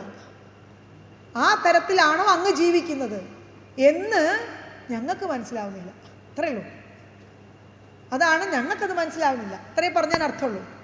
അതായത് അങ്ങ് ദേവദത്തൻ എന്തോ പേരായിക്കോട്ടെ, ഇനി കൃഷ്ണൻ എന്തോ പേരായിക്കോട്ടെ, അങ്ങനെയുള്ളൊരു പ്രാകൃത പുരുഷൻ തനിക്ക് വസിക്കാനുള്ള ഒരു ഭവനം നിർമ്മിച്ച് അതിൽ വസിച്ചുകൊണ്ട് ശുഭാശുഭങ്ങളായ കർമ്മങ്ങളുടെ ഫലമായിട്ടുള്ള സുഖദുഃഖങ്ങളെ അനുഭവിക്കുന്നത് പോലെ സ്വകർമാധീനനായിട്ട് ശരീരമാകുന്ന ഭവനത്തിൽ ജീവരൂപനായിട്ട് പ്രവേശിച്ചുകൊണ്ട്, ശരീരമാകുന്ന ഭവനത്തിൽ ശ്രദ്ധിക്കുക, ശരീരമാകുന്ന ഭവനത്തിൽ ജീവരൂപനായിട്ട് പ്രവേശിച്ചുകൊണ്ട് അസ്വതന്ത്രനായി സുഖദുഃഖങ്ങളെ അനുഭവിക്കുന്നുവോ, അതോ ആത്മാനന്ദത്തിൽ രമിക്കുന്നവനും പരമശാന്തനുമായിട്ട് സ്വരൂപത്തിൽ നിന്ന് തെറ്റാതെ സാക്ഷിയായിട്ട് ഉദാസീനനായിട്ട് അങ്ങ് മാറുന്നുവോ എന്നുള്ള വിഷയം ഞങ്ങൾക്ക് മനസ്സിലാവുന്നില്ല. അത്രയേ ഉള്ളൂ. എന്ന് ഞങ്ങൾക്ക് മനസ്സിലാവുന്നു. കാരണം അത് മനസ്സിലാവാനുള്ള ബുദ്ധി ഞങ്ങൾക്കില്ല. പറയണതാരാ? ദേവന്മാർ. നമ്മൾ ദേവന്മാരെ പ്രാർത്ഥിച്ചിട്ടാണ് എനിക്കത് തരണേ, എനിക്കിത് തരണേ, എനിക്ക് മറ്റേത് തരണേ അല്ലേ നമ്മൾ പ്രാർത്ഥിക്കുന്നത്. അതായത് ദേവന്മാർക്ക് പോലും ഇത് മനസ്സിലാകുന്നില്ല. അതുകൊണ്ട് അങ്ങനെയുള്ള അങ്ങേക്കായിക്കൊണ്ട് നമസ്കാരം. ഇതൊക്കെ വായിക്കുമ്പോൾ ഞാൻ കാട് കടന്നു പോയോ എന്നൊന്നും എനിക്ക് അറിഞ്ഞൂടാ. എന്തൊക്കെയോ ഞാൻ കുറേ പറഞ്ഞു. ഇതൊക്കെ എൻ്റെ വായയിൽ നിന്ന് ഞാൻ പോലും അറിയാതെ വന്നതാണ്. പക്ഷേ സത്യത്തിൽ ഇതുകൊണ്ടൊക്കെ നമുക്ക് ഒറ്റ കാര്യമുള്ളൂ, ഞാനും നിങ്ങളും ആസ്വദിക്കുന്നത്, ഇത് വായിക്കുമ്പോൾ ഞാനും ആസ്വദിക്കുന്നത്, ഞാനും വികാരാധീനമാകുന്നത് ഒരേ ഒരു കാര്യം കൊണ്ടാണ്. അതായത് ഭഗവത് അനുഭൂതി അനുഭവിക്കാൻ സാധിക്കുന്ന ഒരു മനുഷ്യ ശരീരം നമുക്കുണ്ടെങ്കിൽ മാത്രമേ ഈ പറയുന്ന കാര്യം നമുക്ക് രസിക്കുകയുള്ളൂ, ഇത് നമുക്ക് ആനന്ദമായിട്ട് അനുഭവിക്കാൻ സാധിക്കുകയുള്ളൂ. അതുകൊണ്ട് ഇത് അനുഭവിക്കണമെങ്കിൽ ദിവസവും എന്ത് വേണം? നമോ വിഷ്ണവേ വാസുദേവായ തുഭ്യം, നമോ നാരസിംഹസ്വരൂപായ തുഭ്യം, നമഃ കാലരൂപായ സംഹാരകർത്രേ നമസ്തേ. എന്താണ് അറിയില്ല, മറന്നു, പെട്ടെന്ന് വരുന്നില്ല. എന്തായാലും ഈ സാധനം നമ്മുടെ ഉള്ളിൽ ഹൃദയത്തിൽ നിന്ന് പരമായിട്ട് ഹൃദയത്തിൽ നിന്ന് ഭഗവാന്റെ നാമങ്ങൾ പുറത്തേക്ക് വരാനും അത് ആനന്ദമായിട്ട് അനുഭവിക്കാനും ഓരോ ദിവസവും അഭ്യസിക്കുക എന്നുള്ളതാണ് വൃത്രാസുരൻ്റെ ഈ കഥ എന്നല്ല, ഏത് കഥ എടുത്താലും നമ്മളെ ഭാഗവതം പഠിപ്പിക്കുന്നത്. അപ്പോൾ ഭാഗവതത്തിലൂടെ കടന്നു പോകുമ്പോൾ ഈ ഒരു സംഗതി ഇല്ലാതെ നമുക്കൊന്നും ചെയ്യാൻ ബാക്കിയില്ല എന്നുള്ളതാണ്. ആകെ ഭഗവാനെ അനുഭവിക്കുക, ഭഗവത് അനുഭൂതിയിൽ മുഴുകുക. അതെന്താണ്? അത് കാരുണ്യമാണ്. അത് എന്താ പറയുക, എല്ലാത്തിനെയും അങ്ങോട്ട് നിഷേധിച്ചുകൊണ്ട് അദ്ദേഹം പറഞ്ഞ പോലെ ദൈവമേ കാത്തുകൊള്ളുകന്ന് കൈവിടാതിന്നു ഞങ്ങളെ, നാവികൻ നീ ഭവാബ്ധിക്കൊരാവിവൻ തോണി നിൻപദം, ഒന്നൊന്നാ എണ്ണി എണ്ണിത്തൊട്ടെണ്ണും പൊരുളൊടുങ്ങിയാൽ നിന്നിടും ദൃക്കുപോലുള്ളം നിന്നിൽ അസ്പന്ദമാകണം. ജയിക്കുക മഹാദേവ ദീനാവനപരായണ, ജയിക്കുക ദയാസിന്ധോ മഹാസിന്ധോ ജയിക്കുക. ഈ ഒരു സംഗതി ഹൃദയത്തിലും മനസ്സിലും എപ്പോഴും ആഴ്ന്നിറങ്ങി ഉണ്ടാവട്ടെ എന്ന് മാത്രം പ്രാർത്ഥിച്ചുകൊണ്ട് ഇന്ന് ഇത്രയും ഭാഗം നമുക്ക് പഠിച്ച് അടുത്ത ക്ലാസ്സിൽ നമുക്കിതിൻ്റെ അനന്തരഭാഗം തുടരാം എന്ന് തോന്നുന്നു.